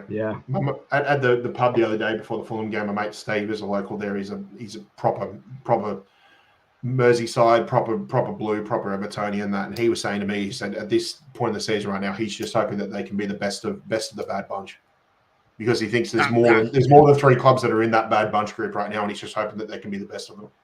I honestly think Everton stay up. I've changed I've changed my top 4 and I've changed my bottom 3. I'm sorry, and I said it on the last show, and people weren't mad at me. I think Burnley will go down. They look a shambles at the back. They're like the parting of the Red Sea at the back. And they've not really bought anyone to improve that. They're shipping goals for fun. I worry about Burnley big time. They've played a lot of their games at home in the first 4, and I just worry about Burnley. And I feel really awful because it is Company, but I think Company at the minute looks like he's a bit in over his depth. Still got time, you know. I think his brand of football is good. Sorry, oh no, just to say, I think he's got time. I think, you know, you're right, Martin, stepping up to the Premier League, and the Premier League is a completely different beast to the Championship. Even though, you know, I rate the Championship, you know, well above a certain leagues in Europe, but it is stepping up to the big time. And you're right, I think their business at the back hasn't been good enough, sadly. But I think they've got time to improve that. You know, they've got time to find their way. Yeah, I think Burnley lost all 3. The fortunate thing for Vinny is, and the fortunate thing for Vinny too is, Burnley's one of those clubs that will still have faith in him even if they go down. Yeah. I don't mean they wouldn't have given him that 5-year contract extension back in the summer or earlier this year without thinking that, like, no, we want you to be the captain of this ship. You know, whether it goes down, it's, you know, smooth sailing, you know, whatever. They'll keep faith in him. Yeah, I think I've no doubt, especially with new ownership and new investment coming in as well. I just mean, usually to stay up for a newly promoted team, your home games are your linchpin. Yeah. When you've lost similar to what Dyche did with when they got into Europe. Yeah. When you've lost your first 3 and they're all at home, and you've conceded 9 goals in games, you're in trouble. Didn't help they played us first game of the season. Let's be honest. Yeah, but then it's hard to set the tone. It is hard to set the tone that way, though. Yeah, of course it is. But they got and the one game that they were hoping to probably get some points with Luton was postponed. Yeah, so it doesn't help the next games, and having a 2-week break too, when you're trying to get started as well, is not going to help. The problem for Burnley is they've got Notts Forest away. If they don't get anything out of that, then they've got United and Newcastle. And then that's my issue. Before they blinked, they're 10 points off. And then they're in a major issue. But I mean, I hope I'm wrong, but they're my shock to go. I do think Luton will go, and I think Sheffield United will go now. So I basically got the bottom of the 3 who came up to go back. My winners of the league are City. I don't think it's going to be as a whitewash as everyone thinks it will be, because I think Liverpool will get second. I think Liverpool are going to be our strongest rivals. I've got Arsenal, and I'm changing. I'm putting Tottenham in my top 4 because I am very, very impressed by Postu at the moment. Tottenham look a brand new Tottenham. They don't look like the Tottenham that rely on a Harry Kane anymore. They look like a Tottenham that are working as a unit, as a team. He's taking no shit. He's keeping them together. Maddison looks an absolute steal at 50 million. It's 40 million. Yeah, he looks like he's been there. He looks a steal. He looks in the Spurs squad like what Kovacic looks to see. Yeah. He looks so solid. Yeah. Tottenham, I think, could do it. Martin, I put Tottenham as the most entertaining team this season. I think they'll be the most entertaining. I'm really going to shut you now. Yeah, that was in the cup, though, top of the league. I've got a feeling.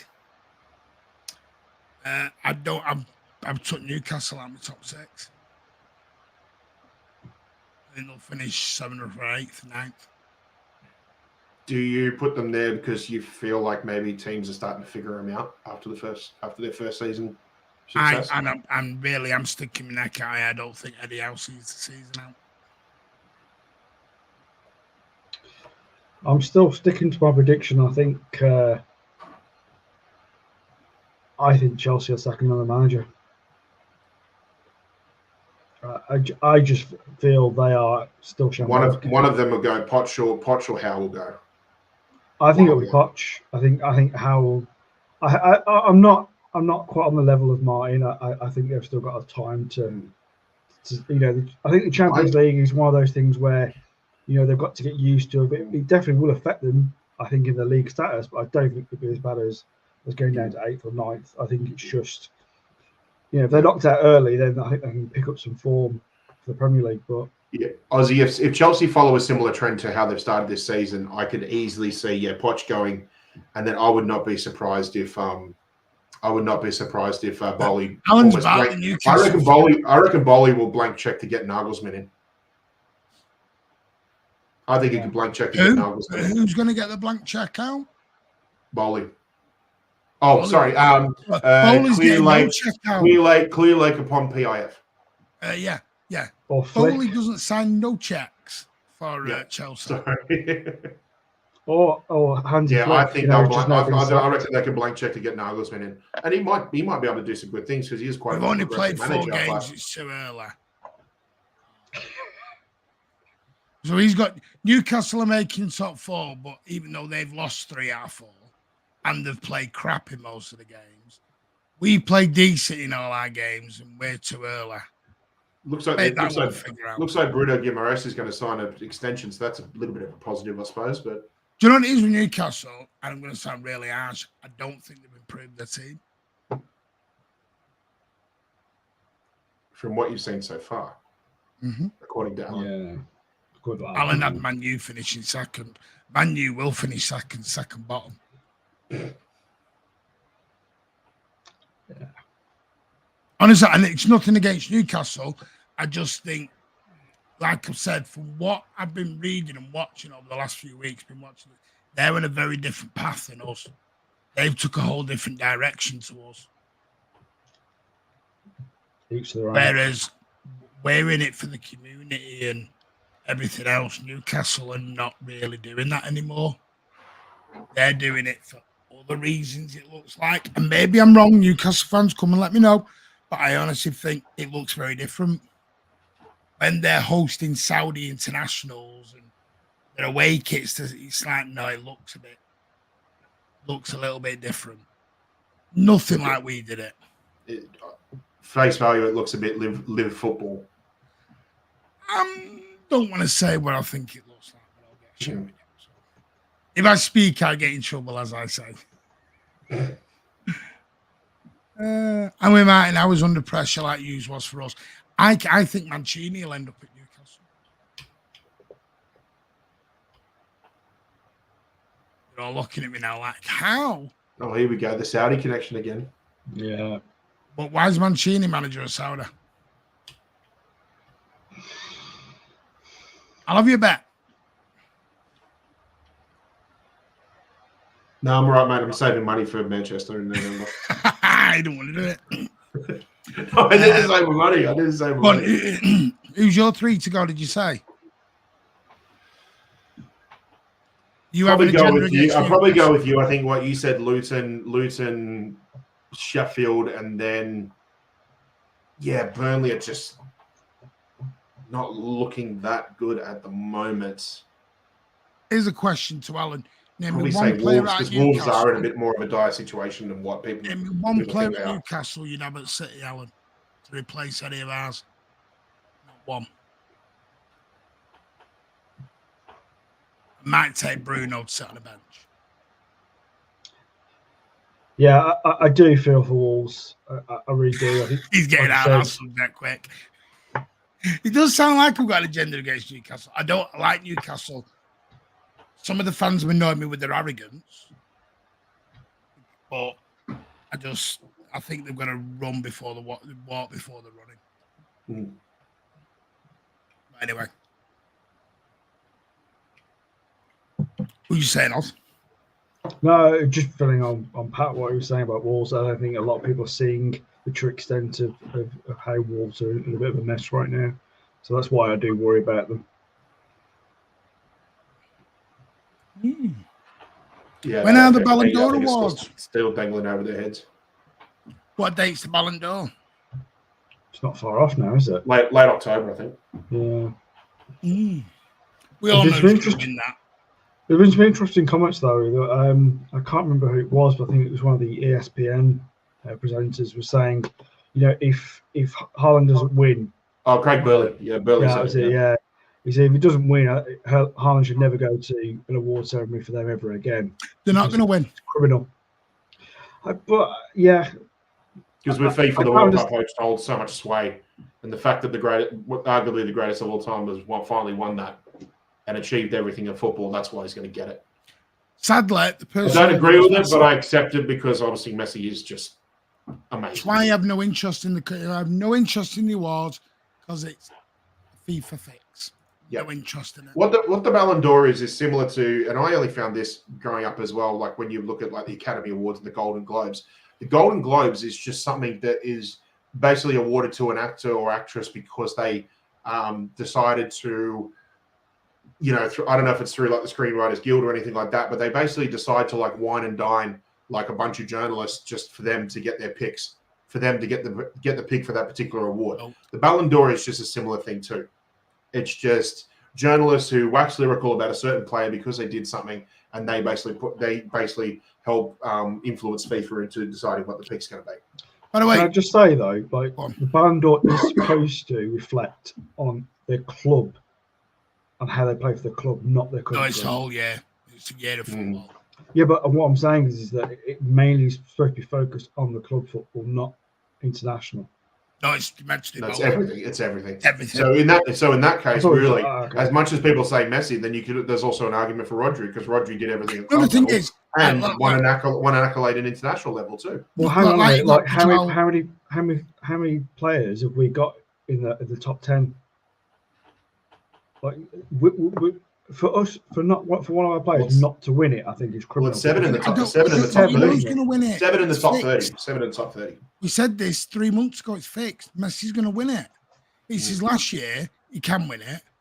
He won a World Cup, even though that's only 4 weeks out of 52 weeks of the year. Haaland's won everything. Julian Alvarez has more of a case than Messi. Yeah. So it's a lot of garbage. Rodri has a case. Yeah. So, yeah, Messi will win it. Look at Everton, nothing says to about relegation. I think the relegation thing will be really interesting. Exactly 1 month doesn't beat a whole year of domination. Congrats to Messi in advance. What more is Haaland supposed to do? Yeah, someone said he hasn't won the World Cup for Norway. Well, his fault he plays for a shit country. Sandro Tonali will get in the City team ahead of Rodri. Are you off your crackers? So Alan's putting Tonali in instead of Rodri, ladies and gents. Good player, but I don't agree. Wouldn't get ahead of Rodri. He only plays 60 minutes. Lots of Wetherspoons. He plays 60 minutes and then gets off. Can't even do 90 minutes. They're starting to call him the 60-minute man up in Newcastle. That's all he plays. What, Ric Flair? You know he's not completed 90 minutes yet. What are you doing? Oh.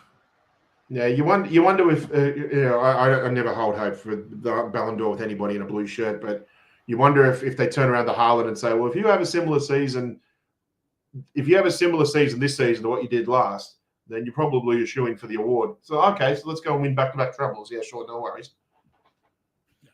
Basically, player of the month. Sub 2 spot on. If Messi wins it, it's a glorified player of the month. It is. It's a cool way to put it, actually. Yeah. I mean, don't get me wrong, Tonali is a super player, but he's not a patch on anything we've got. Not a patch.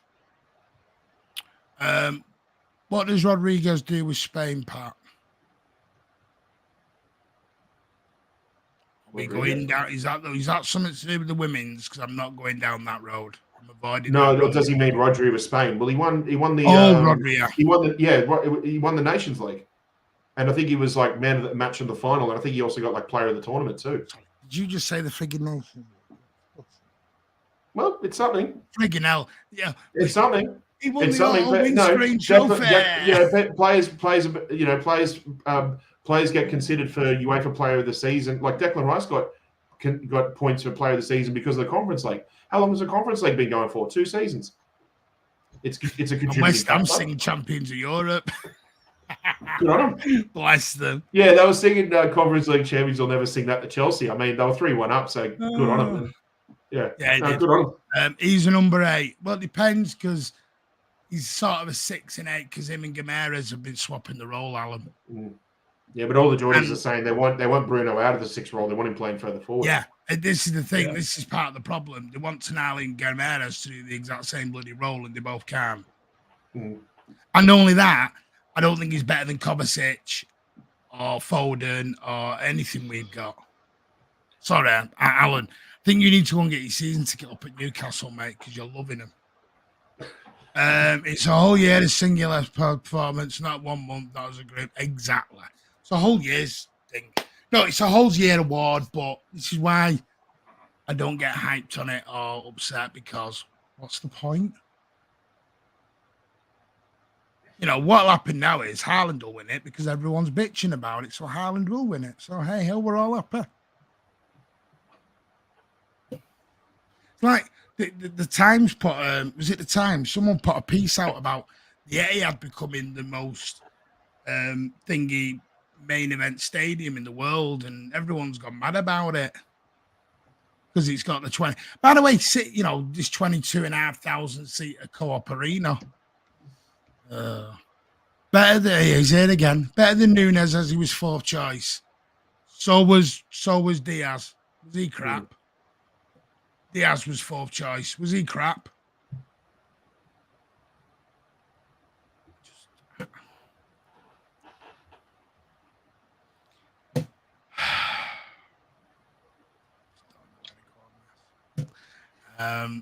Sub 2, too many accolades to mention. What is your take on Kovacic? Signing of the season, bargain of the season, fits like a glove. Looks like he's played for City for 10 years.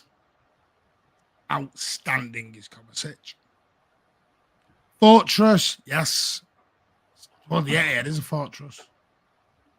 I'd still wish Haaland to win it. He deserves it. Well, we'll see. Anyway, that's the end of the show.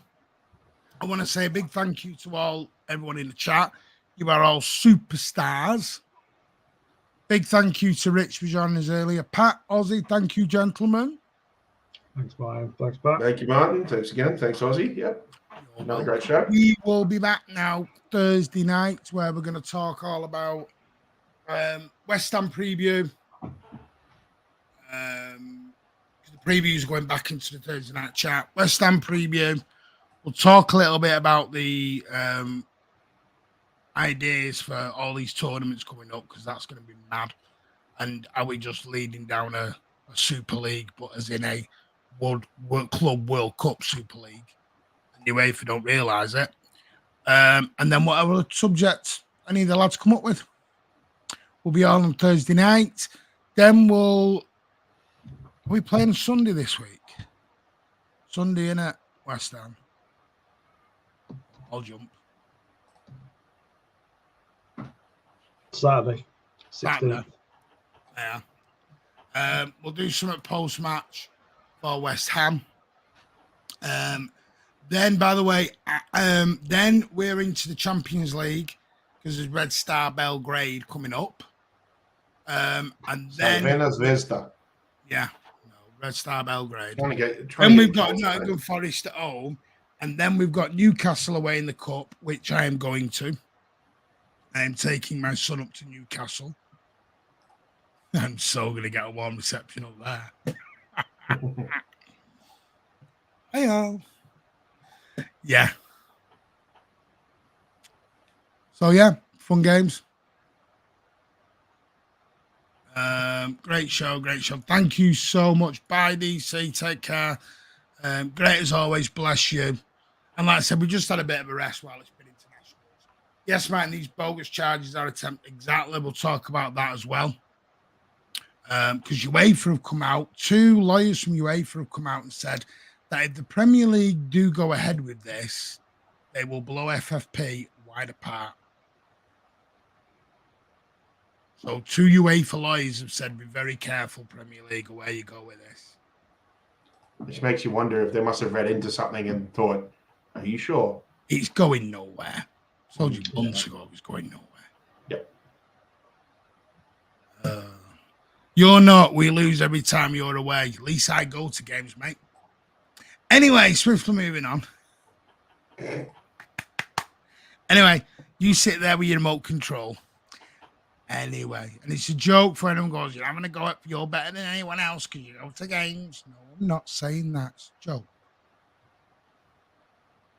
Anyway, thank you all for joining us. Please make sure you smash that like button. Make sure you share it around. We're trying to grow to get to 3,000 subs as quick as we can. So thank you all for joining us. We'll see you on Thursday at 9:30. Keep an eye on the at Horsey City. We'll give you all the information. And don't forget, big message on this. It's okay to talk, reach out, and do not suffer in silence. Nobody should suffer in silence. If you need to talk, we are here always. Always, always. So stay safe, look after yourself, and if you've got any issues, talk. It's the best way to go. Much love to everyone. Have a great week, and we'll see you during it. Bye all.